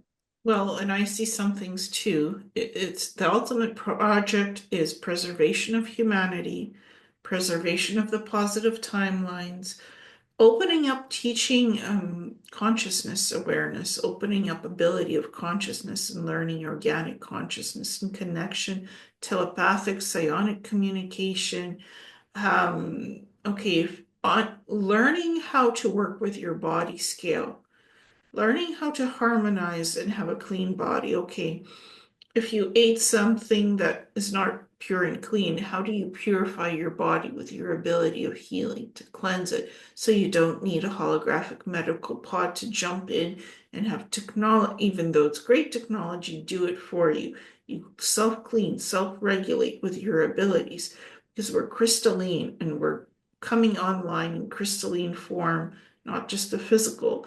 So we can do that ourselves, clean up our own body, change the environment around ourselves, and be the ultimate creators. We are the creators of the reality. We can literally create a different timeline in the future, 1,000 years from now, that is pure, prosperous. We are doing the work we want to be doing, not be just tested and hired and have to go through the rigmarole of testing for a job that we want, but the bureaucrats control and we can't access what we want to do as our dream, as our reality, of what we want to live like. We can live like what we want because we are creating those realities with our abilities. That's what's ahead 1,000 years in the future for humanity as an evolution of using our gifts and abilities. Co-create what you want, not what you don't want, and remove out of your reality that is what is negative and hindering you from your positive creation, because you can remove it too and shift it with your abilities. The psi abilities are what we work with. Yes. And consciousness creation to be your best self, your happiest, healthiest self, your most vibrant creation that you want. You want to be in the physical body safely, experiencing it. There's none of these things that are right now as hindrances or imbalances. That which you do not like, you do not co-create. You can dissolve that and co-create beauty in what you want to experience. That is what's in the future and what's to come of these abilities and using that and it's fully being online. Beautifully said. And we vote. We vote. We say no or yes or where we focus. So, oh my gosh, this has been so uplifting, so wonderful, so informative. The detail, the truth, you know, so effective, efficient, helpful, feeding the mind, heart, soul, and evolution. And I am so grateful to have you both with your busy schedule and all that you adjust to be here in such an eloquent, present, masterful, creator way to exemplify what you are and Thank you. what others can activate. Well, it would not be possible without you. So all that you said right back at you, my wonderful friend. Thank you for being so awesome. And thank you for all you do for so many. Bringing this all together is not easy, and it takes great willpower and wisdom. So you do it with considerable style. I'm very grateful. Thank you so very much for the opportunity. Oh, my blessings. And for Thank, you. thank you for holding safe space for us to be in a beautiful graciousness and kindness. Oh, I tell you, I just have so much fun doing this. It's just a true honor, and it's always delightful when one is living their mission with such other cooperative, respectful, beautiful beings. And I know I will get a response with like, this roundtable was so respectful. And because I've gotten that before, and so you exemplify the cooperative, cohesive, fluid nature of creators creating together. My contact information is my website is Messages from a Star Traveler, and Merrily will have the link to the website. And anybody can go on the internet, type in messages from a star traveler, and that'll be there. And you can find the website on the internet too. I have a show, Awakening Cosmic Reality Show on YouTube. You can also just type that in into a search engine and find the YouTube where I post teaching information about healing, about soul evolution, ascension consciousness, secret space program stuff, and much more. My books are on Amazon, so under Ileana Ka. And if anybody wants to find me, the email is seekingthetruthinreality@gmail.com. Merrily will include that also in the contact info, and that's the best way to reach me and ask me information. Or I also do healing services, energy healing, psychic development, Akashic Records readings. Right now I'm on a bit of a break, but I do all of that fun stuff. So those are some of my specialties. And just tapping into the universe to bring in teaching information. Thank you so much. Wonderful. And Amir. Well, I've got a website, wizardofwivenhoe.co.uk. Presence on Facebook and YouTube, same name, Wizard of Wivenhoe. It would be an absolute honor to work with each and every one of you. Thank you so much. Thank you so much. And again, for the team, thank you for your curiosity, for your willingness. And please not only like and share with others this invaluable information and uplifting hope. We will do this. We are doing this, and we have an amazing future. So hang in there, and until later. Bye-bye.